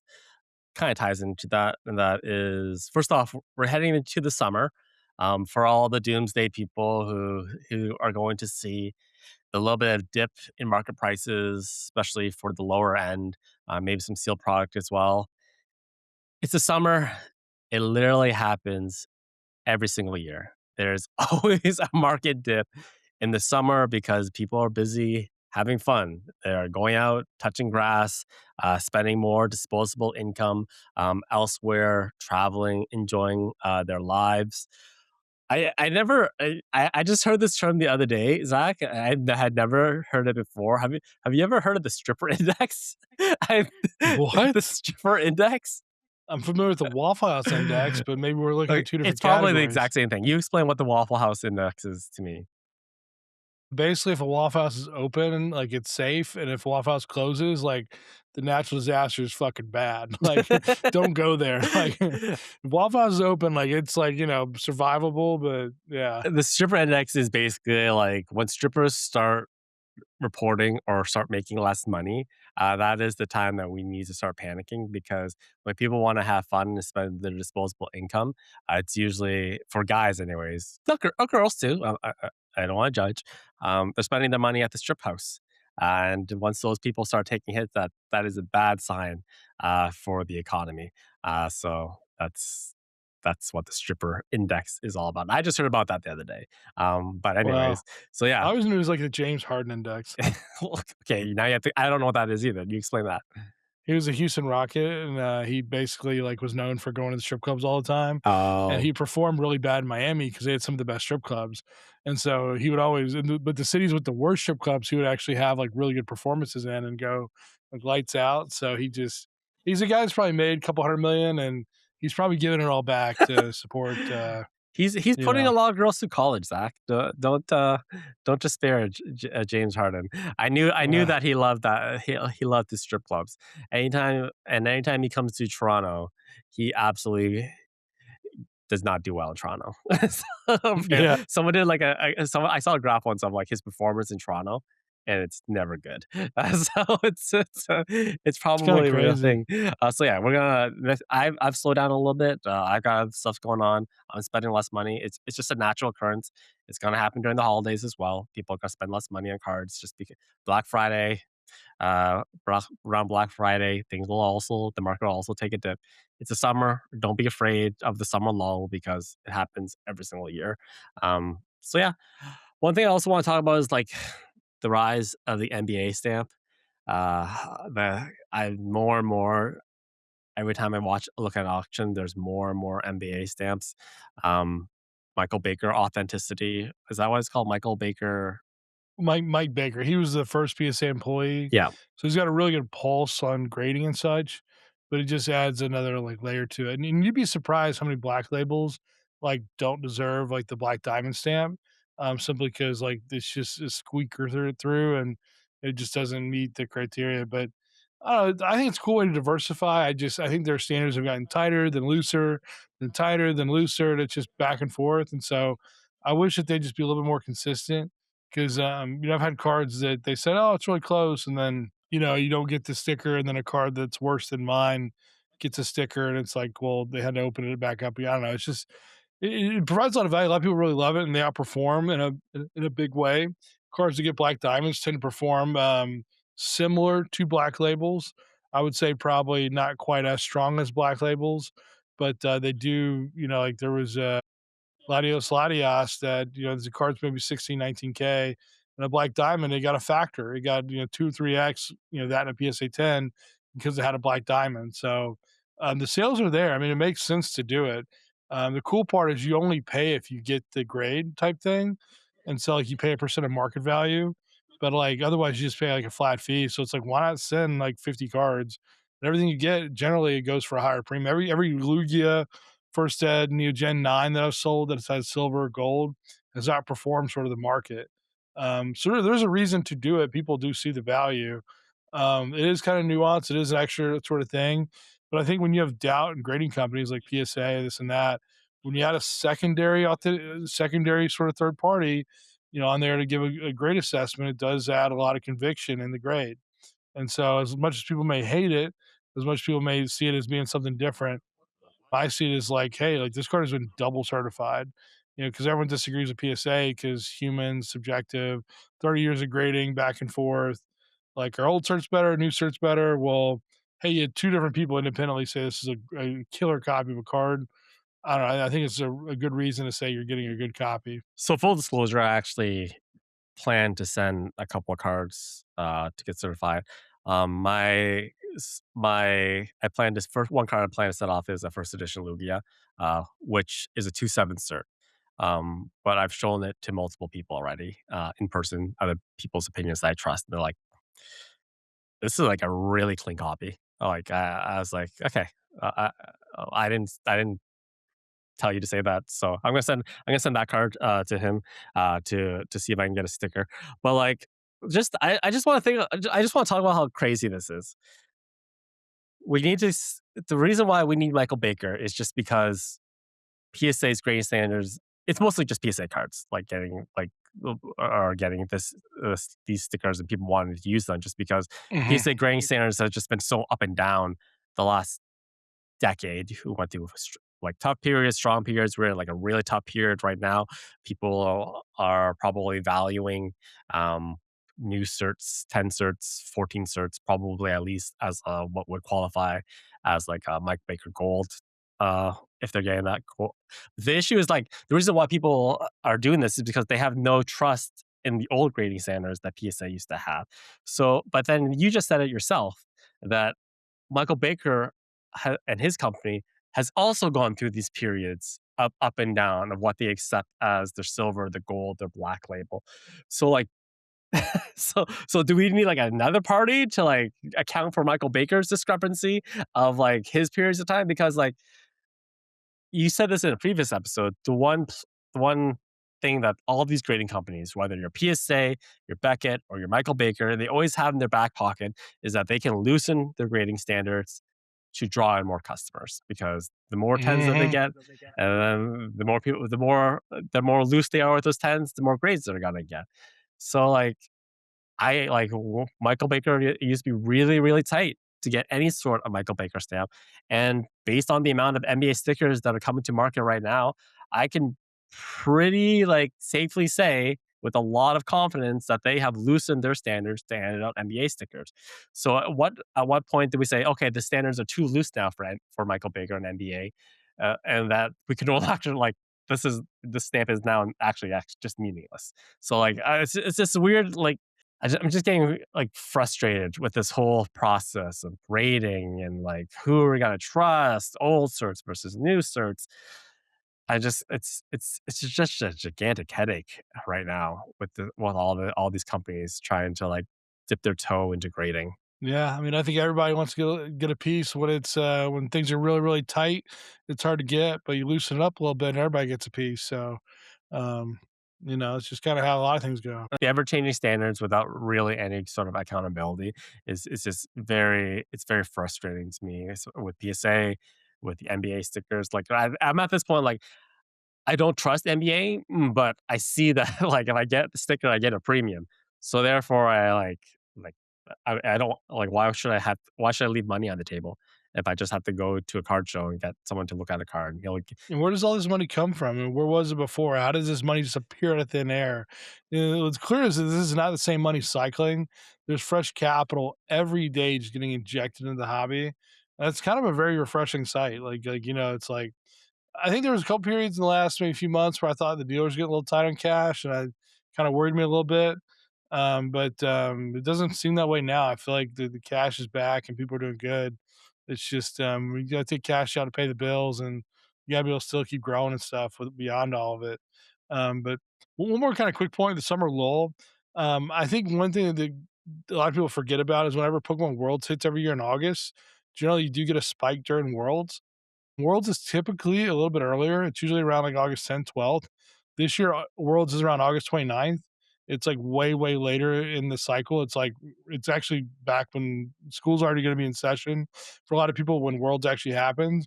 But during the week of Worlds, you will see a spike in Pokemon, and that'll generally carry a little bit. It's not really till like late September, early October that you really see that run up. And both of the Logan spikes, like the peak of those, has been like late October. The one I think in 2020, 2021, and then I think the one like last year. Now, of course, that one just ran up even more, and he had the box break in February this year. The really big one with the Illustrator stuff. But just keep in mind, the summer lull, like right now, July, probably through Worlds is going to be a tough time. Generally, you're going to see a lot of sports dealers that are trying to guess which players for football are going to do well or this or that. A lot of the draft picks for NBA and NFL, they're out there buying those. So a lot of distractions, I guess, in the market. But if you're selling and you can hold a little bit, I would say probably just skip the next few weeks. Maybe you get lucky and everyone knows about the summer lull and you're the only guy auctioning and everyone else holding back. But I do. I mean, like Tetra said, I'd be more cautious. Like, yeah, I'd almost stack cash here, just kind of hold off. I think it's more likely that there's a catalyst that changes the market. Everyone's so bullish on the 30th. It's so hard to just point either direction. I just don't see how we just keep going up at the same rate we are. No, there'll be a readjustment period for sure. But before we get into the Pokemon market trends, I want to touch into Disney Lorcana. Have you been keeping up with the Disney Lorcana hype the last month, Yeah, I've Zach? actually been super bullish on Lorcana. I really love it as a fan. I've watched a lot of Disney movies as a kid. My first few movies, Lion King, Aladdin, Hercules, Toy Story, and so I actually had been building a Lorcana position over the last few months, and I stopped building it probably late May, early June because it just took off and it just shot up, and I was like, "This is crazy." And I had guys sell me fabled cases for 1,300, and I went back. I was like, hey, I want to get some more cases, 4,500. It's like, I don't want to do that. It's a little too risky. It's a little too high of a price point. And I still always fall back on even advice we've said in this podcast. I'm really good at Pokemon. I know Pokemon really well. We're an expert in Pokemon. Anytime things get too risky outside of Pokemon, I'd rather, excuse me, just come back to Pokemon. And so, like, I love Lorcana. I love the way it's going. I'm long term. I'd love to build enchanted sets of all the chapters. Makes a lot of sense. Would look really cool on the wall. But like if my buying price for a buzz is 15K, 20K, like that's pretty crazy. Like I don't see that card going to a 50K card. I see a lot of Pokemon cards that are $2 easily going to $20. I see a lot of Pokemon cards that are $100 easily going to $200. But it's really hard for me to say like with Ravensburger, like them actually like not reprinting or this or that. Like they're sort of unproven, and they've made mistakes in the past. And so like they could say we value the players more than anything, and like Pokemon's reprinted in the past many many times, but they just haven't recently. And I think that could be detrimental. I mean, would you love to be one of these guys that loves Buzz, thinks the Buzz card is super sick, even like the you got a friend in me card, from the Wilds Unknown, and you buy like 5 copies, one to keep, four to speculate, and you find out that they're going to double the print run. Like, they might not, but like they might. So I loved it. I just think it's too risky for me to buy at the current levels. I was buying some cars just for my wife because she really likes Tinkerbell, and then I went full ADHD mode, and then I just kind of like jumped right into Disney Lorcana, just like learning as much as I possibly can based on just like internet information, which is not always. When you really want to get into like a TCG, you have to actually start talking to people who know more than you. So that's usually my next step when I really get into a TCG. I try to find people who've been in it a lot longer than I have. But just from a pure outside viewer person, the prices don't make sense. It's too much, way too fast. You have Disney, so the highest rarity level for Disney Lorcana is iconic. I was following the trajectory of the Merida iconic card, and it's a wild roller coaster.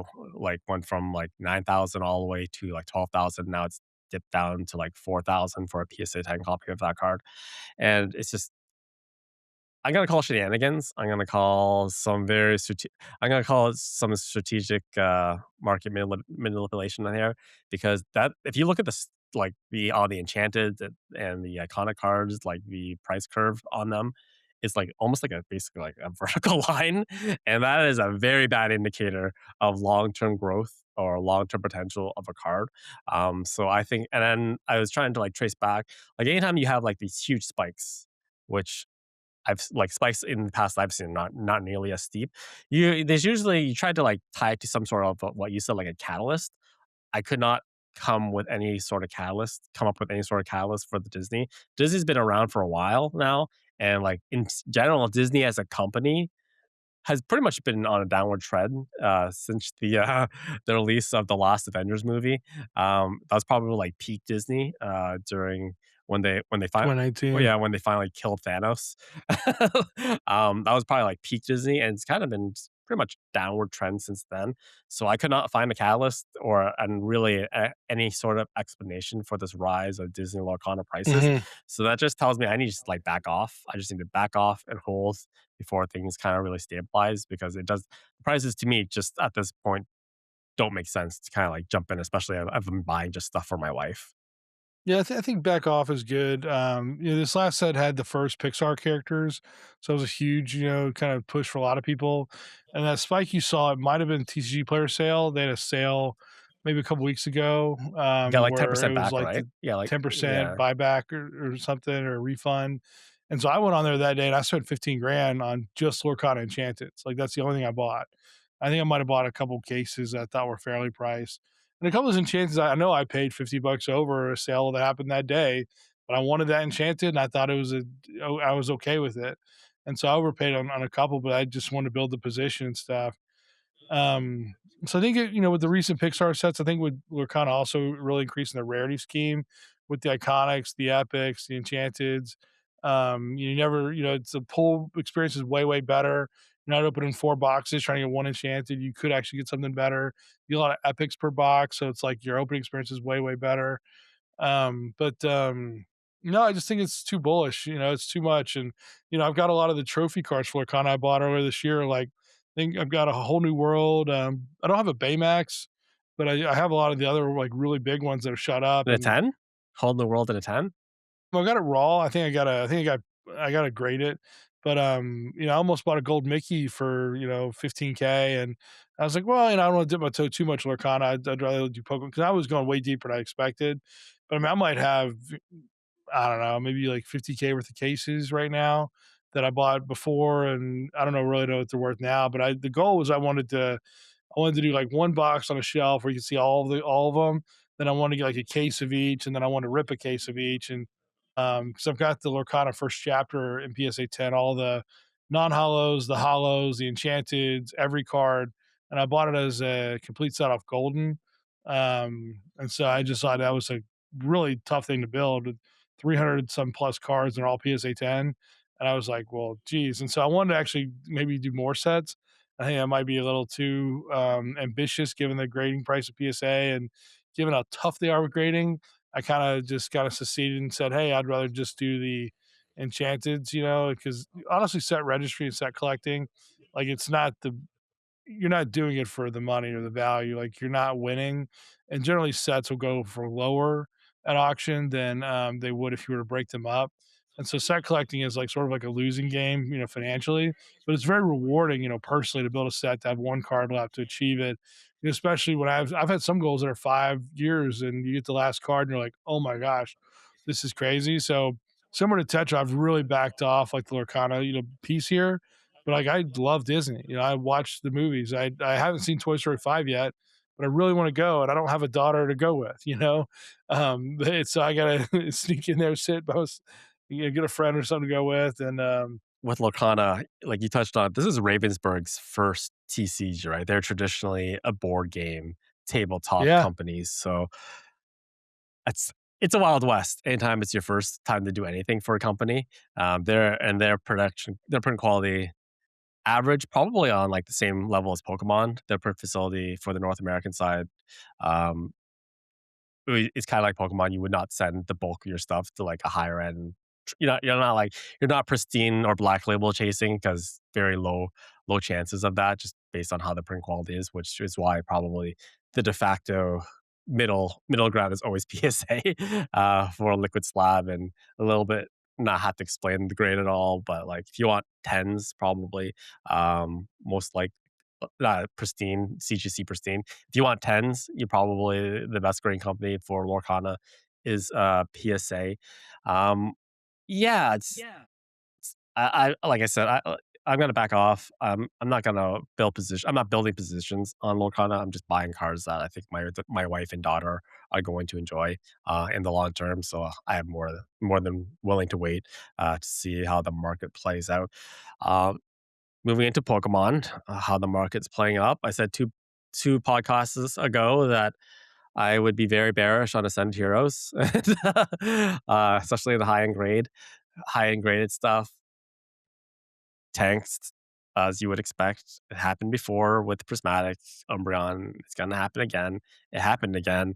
I think like the Trikachu, the Tree Pikachu, it's like 40 to like 50% now off its max high Oh, on wow. the PSA 10, and I think eventually all the Ascended Heroes. My prediction is mostly now that the floor on Ascended Heroes is probably been established and the floor has been risen by the fact that all these buyouts for Ascended Heroes ETBs have happened.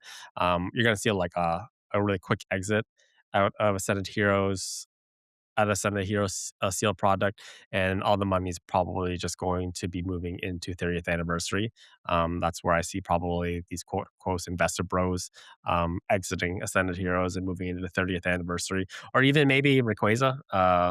With the Rayquaza set coming out, these quote unquote investors, they're not talking about where these people aren't holding pallets and pallets of Ascended Heroes for like 5 years. They're talking about flipping for like 50% or 50% margins so they can buy the Ferrari that they've been coveting for a couple or 100% markup. Um, yeah, so the dump of Ascended Heroes is going to continue. So I don't see Ascended Heroes jumping anytime soon, especially since it's the summertime. And yeah, you're gonna see a lot more people like, are selling off their Ascended Hero seal product positions. Yeah, I mean, they'll rotate in the Pokemon 30th, like you said. I think 30th is a higher upside long term, but I think Ascended Heroes will probably pop faster than 30th. I think 30th may take 3 years or so, or 2.5 years, just given how much they're going to print. The Ascended Heroes, like they're going to stop at some point, but I can see 30th being the better like 10-year play, but I can see Ascended Heroes being the better like 3-year play. Especially now that it is kind of getting to that point that it's getting closer and closer to a goodbye. I still love the crystal Pikachu in there, not the Trikachu, but the one right after that. I think it's just a gorgeous, looking Pikachu. I love the pink and the colors in there. And it's a deep set. It's got a lot of hits, and so people are getting those cards back, and they're all paying $75 plus to grade, so you're getting them back quick. And as long as you have these big mystery companies that are buying, they're buying cards in certain ranges, like you're gonna see, these prices sort of hold. I think the second that the mystery value proposition just dumps, I think we're gonna see chaos. Like that'll be like pick what your PC and everything else just you know Yeah, give away. which is why I've been kind of reshuffling into a bunch of lower end stuff, middle to lower end stuff. I don't want to hold too much high end stuff that's not PC. Hmm. It's I don't. You're doing your Naruto run to the lower end. No, no. All right, so just touching on the alt auctions, obviously, if you missed the last podcast, we talked about like this historic auction. For some reason, Ken Golden did not get in on of first edition WotC sets. I like this because of like having like a market value on all the first edition stuff at once is it's really good information and good to look at in terms of data wise. I will have to say though that probably the fact that these are all auctioned together, it has driven up like just those specific ones on this auction, there's a bit of a premium on just because there's so many eyes on it.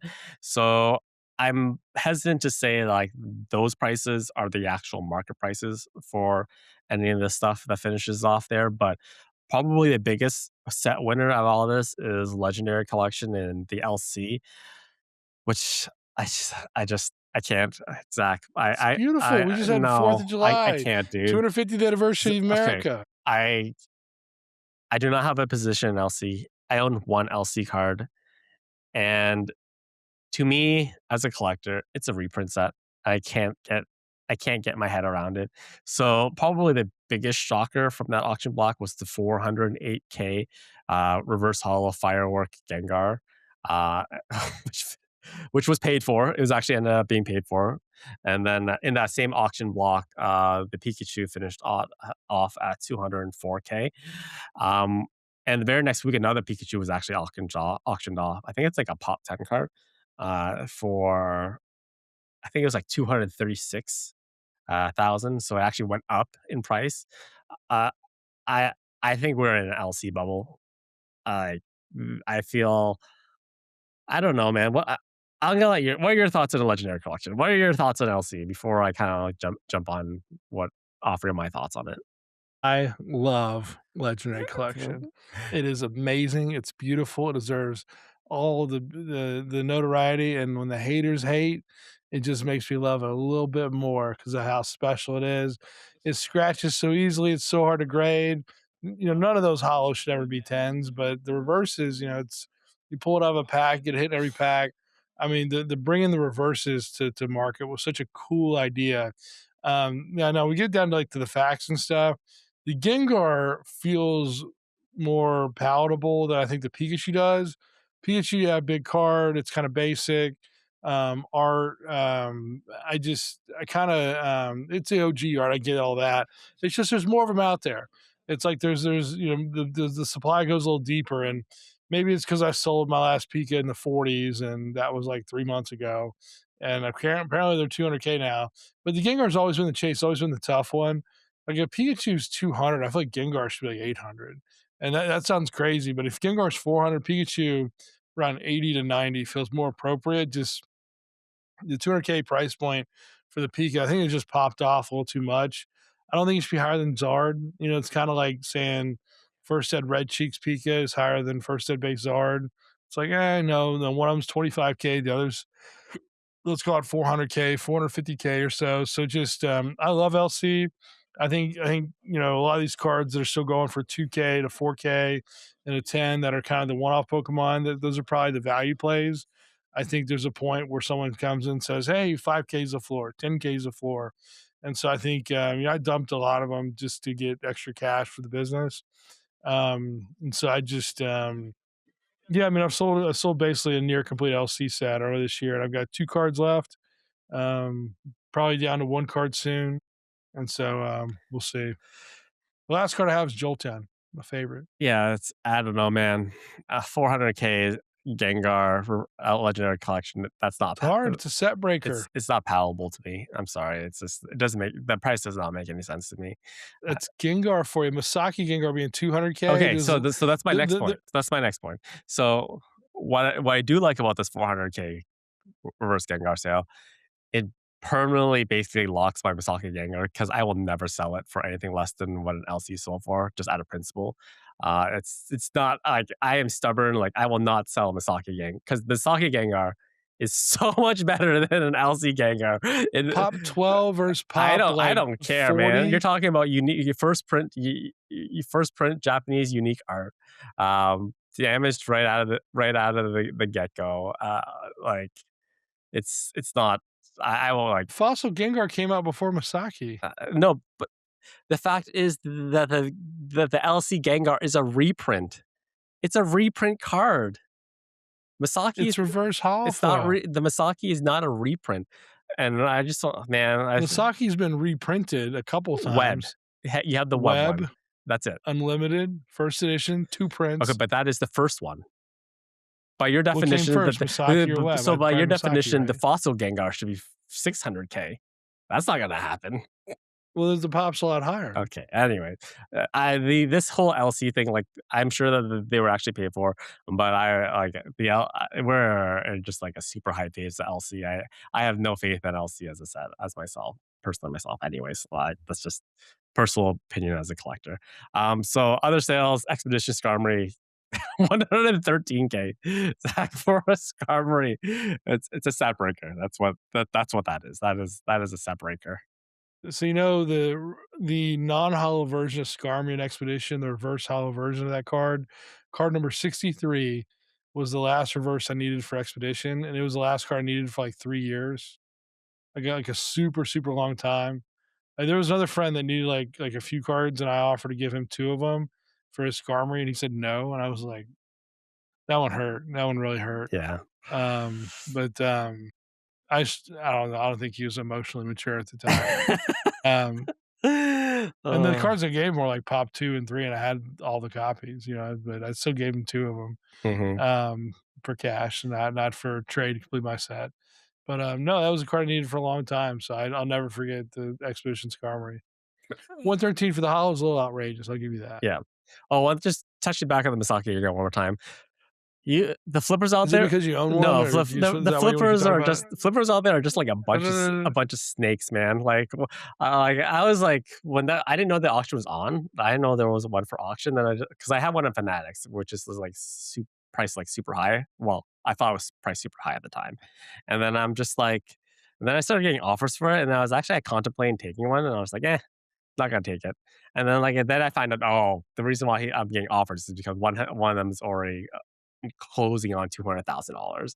And then But if you got it listed for a certain price, you should be willing to accept that price if it no, sells. but the thing is like I was actually like gonna decline it. Then I was and raising the price, and then I was like thinking to myself, oh, I kind of feel bad of like raising the price in the middle of a negotiation. And then I found out that I was trying to be snaked.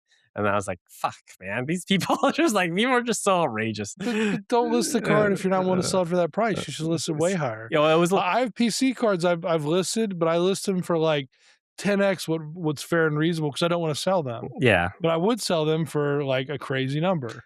Also, just straight up lying on social media. Like, I'm not gonna name names, but, like, people are, like, who are pumping LC, just making up fake comps, for cards, saying, like, I have, like, a $600,000 offer on an LC Gengar right now. I'm just like, "No, you don't. No, you don't." Like, you do not have a 600K offer on an LC Gengar, because if you did, you would have taken it. Maybe first off, you need to establish when you're talking about like an offer, people really need to establish is that a cash offer? Is that a trade offer? Because those are two very different things. And just like, or just people just like just straight up lying. I'm just like, come on, guys. It's like, I think that guy had a sticker on his Gengar, and I think like there may have been a way to justify it with the sticker, but at the same time, like I'm kind of right there with you. Like I think that a lot of these prices that are over 100K, over 200K, that buyer pool is so slim, and it only takes like 2 or 3 guys. But I don't like the stuff anymore, and all of a sudden, all those prices come back down to 80K. You know what I mean? It's like you're just in a totally different buyer pool.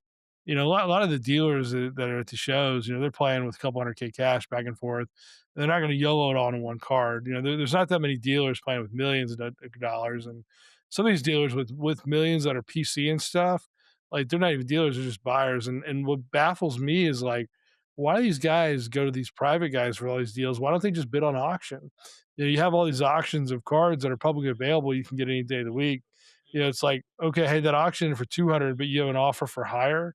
It just, I don't know. It just doesn't make sense. It's like, it's either you get the situation with like Fanatics where, they have a lot of international bidders that can bid on their platform that have trouble bidding on other platforms. That's I think why they get a little bit higher prices. But it just doesn't make sense. Like why people don't go to I mean, a quick Google, any AI search is going to tell you where you can find all these cards. Like it's not hard to figure out where the auctions are, where they come from, or the trail. All these cards have cert numbers. You can see like where the card goes when it travels. mhm. And you can scan a barcode. When someone hides a cert but not the barcode, I can take a barcode on my phone and scan it, and it will tell me the cert number. It's not hard. I scan all the time. Don't tell people that. People who are still blocking certain numbers but not blocking the barcode. They have Yeah, and they PSA will tell you every sale of that card. It'll show you the sales history. don't It's like, don't tell people that. I'm so waiting for people not to figure that out yet. Anyways, let's move on to Neo. Neo, these numbers make sense to me, even though I don't like the card. I don't own the card.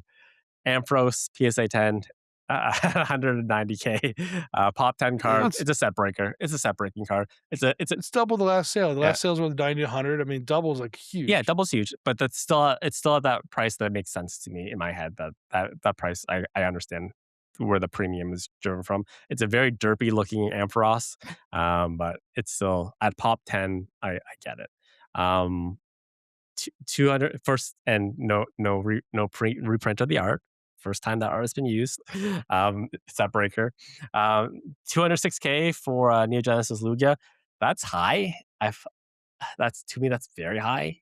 Uh, Well, it feels high recently, but I think it's low given all the other yeah, comps. given all the other comp, I if I mean, see Masaki Gengar, not Masaki Gengar, I'll see Gengar at 408K, and I don't think that's high anymore. But to me, at first glance, that's really high. In comparison to that, I see a T17 finishing at 216, 216. I And I I feel think it was like 415. a 415. Okay, 415. Yeah, it was like in the Okay, 400s. There was like a couple sales in the 400 range for the T17. yeah. So yeah, 415. It's still like There's not that many of them, man. it. There's not that Once many again, of them. that price makes sense to me. That price, like a 400K T17 is palatable to me. Uh, Not a 400K LC Gengar. It's just come on, I feel guys. like Lugia should be at least 4 or 500. I mean, We shall see. Uh, it's it's still high. 206K to me just still sounds really high. I got a buddy trying to sell one of the 200s now, and in my head, I'm like, I feel like that's a flip. Like, Yeah. in my head, I'm like, I feel like that's something I would buy and then make a quick 100 on. Okay. So let's talk about pillars here. First off, another set, first edition complete set sold for 1.2 mil recently. Same set, it was auctioned off in a London auction house and went unsold at 900K. Yeah. Low though. 1.2 is low. I think 1.33 exact is probably the market on a full first edition set. But I think the 1.2 didn't include a red cheeks. So that's like what 25K. 25K ish. So I feel like that's a little bit low at 1.2. But one conversation I want to have with you is long term projections. What would you place more value in? Would you place more value long term on the first edition Charizard or the Gold Star Rayquaza? Given the audience in our hobby now, I think the Rayquaza would be the bet. But if you had a totally unbiased, just like fresh money coming in, it would be the Charizard every day. You know what I mean? The Ray is just, the Ray has always been, I think, overvalued. It's always sort of been above the comps and stuff. And I don't mean that like in a negative way. I just mean that like when you relatively look at the market where Ray has always been above everything else that you can justify. When Ray was $1,000, Shallow's Charizard was $1,000. When Ray was $10,000, everything in that same sphere was like 2 or 3,000. So now you have Ray sort of at $700,000, $800,000 for Gold Star. It's really difficult to justify a card that high when you have trophy Pikas that are in the 2 to 300 range that have lower pops. When you have Charizard pop 125 that's like in a 400K range, it's always felt like it's been a little above. And so, like Ray, I think is just going to continue to crush it. I think it's going to continue to be one of those things that's just it's going to be a $5-10 million card someday. I think Charizard will too. But if I was an outsider, and I had a Mickey Mantle and I had the PSN and Mickey Mantle, it's worth 50 million bucks, and you said, "Hey, I'm gonna go buy $10 million with Pokemon," I would go buy $10 million of first set base Zards because those are largely they have the first edition stamp. It's the first set. It's PSA 10. There's a defined amount. The pop isn't go up. It's more proven. I think it's a more stable play. But I think the community we have is always going to pump the Ray. I think Ray's going to get endlessly pumped, even if the sales are legit or not legit. I think the Ray is more likely to be manipulated than the first set Zard. That's a crazy statement. Yeah. The the Ray is gonna hit seven figures first. It's gonna, and I know we were waiting for. It could be this Thursday, Could be this Thursday. I know we were really hoping during the Logan Paul sale for the Charizard to finally hit $1 million, but I think one bit it was away. one bit away. But we're gonna at the height. I think the race to $1 million card, the Rayquaza is going to get there first. But like you said, long term, Gold Stars in general, I think it's a very highly manipulated section of the hobby. Um, Yeah, it's just people are there's heavy manipulation going on the gold star market right now. And not I'm not trying to say that there's not manipulation in other places first edition base. There's manipulation a little bit everywhere. But gold stars especially, I think I would just be cautious on that one a little bit. But uh, I personally myself, the Rayquaza is a beautiful card. I would argue it's probably the most beautiful card in the entire hobby, in my personal A lot opinion. of people say that. A lot of people It's the say nicest that. aesthetic. Is the nicest card in the entire hobby. Um, but I still lean as like a person who's been collecting for longer. If you were to offer me a Gold Star Rayquaza over a first edition Charizard, regardless of blue chip sticker value, I will take and like the conditions relatively the same in terms of like PSA's ever changing scale of what they consider a gem mint card. I take the Charizard all day if I didn't have any of them. Obviously, if I already have a Charizard, I'd take a Rayquaza because I don't have a Rayquaza yet. But if you offer me two blindly, I don't have either or. I take the first edition Charizard every single day of the week. Yeah, I mean, I think having like a volume position Charizard, I think isn't a bad thing, especially when it comes like a limited Zard or Shadow Zard or first Ed Zard in the lower grades.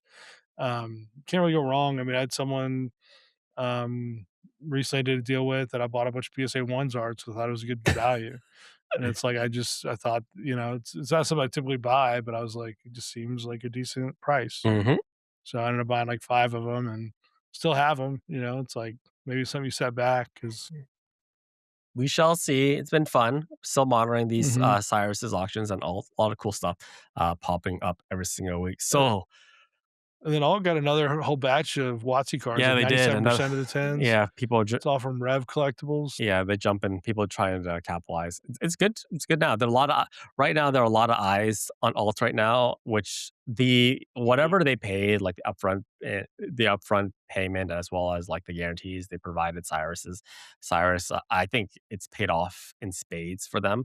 The amount of people that I knew who did not have an alt account yet who signed up for alt is crazy. And I feel like it was worth its weight in advertising by itself, which is why I feel like Golden really should have like, I don't have a Golden account, so I've never signed up for a Golden account.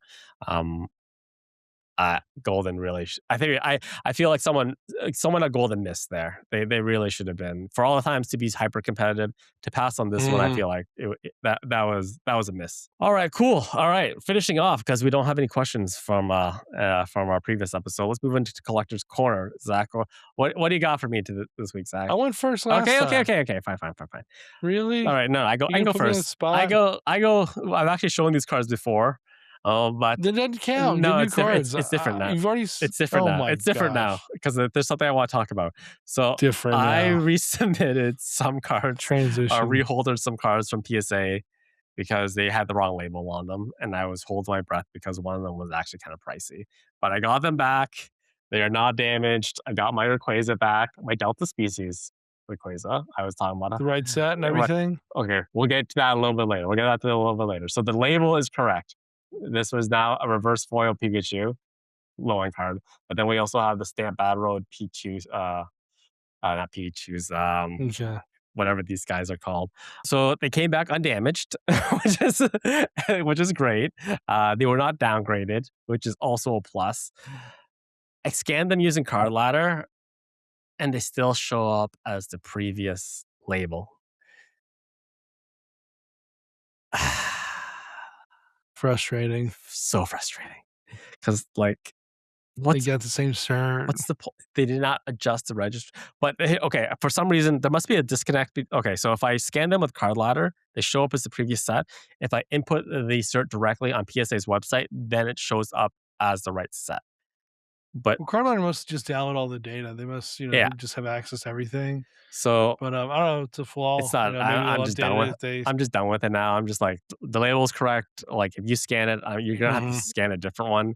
But the label is correct now. I think that's the biggest hurdle from someone being a little bit shy to pull the trigger and paying a full value of what I want is if the label is incorrect.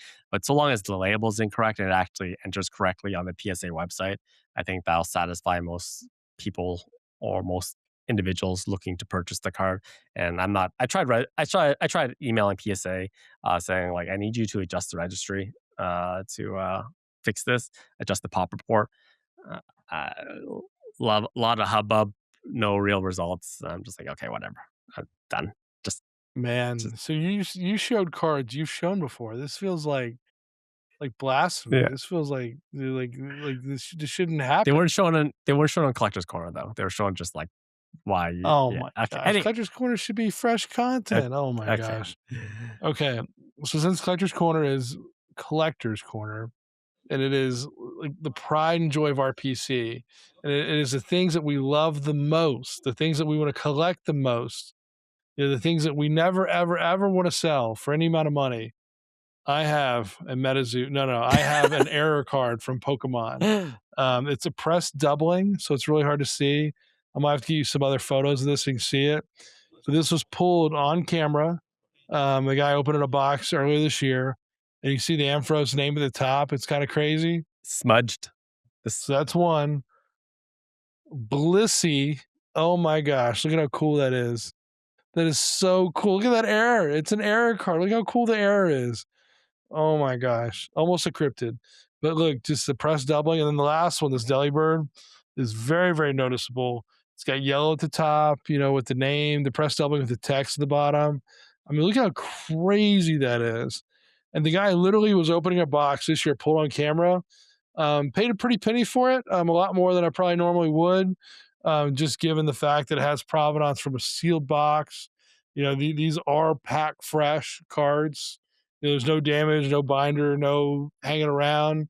It just like these are true. Just when you get a chance to add something to PC, I got Dylan on my team who's a massive Error fan as well. I've been collecting 20 plus years. Showed him these, and he was like, "Dude, that's a cool Era card." Like his reaction when he first saw it was like, "Whoa!" Like finally a cool Era. I mean, I'm in the Era groups, and it's like you get dud after dud after dud. And when you finally get a cool Era card, it's like, yes, the gravy has sausage. It's like it's amazing.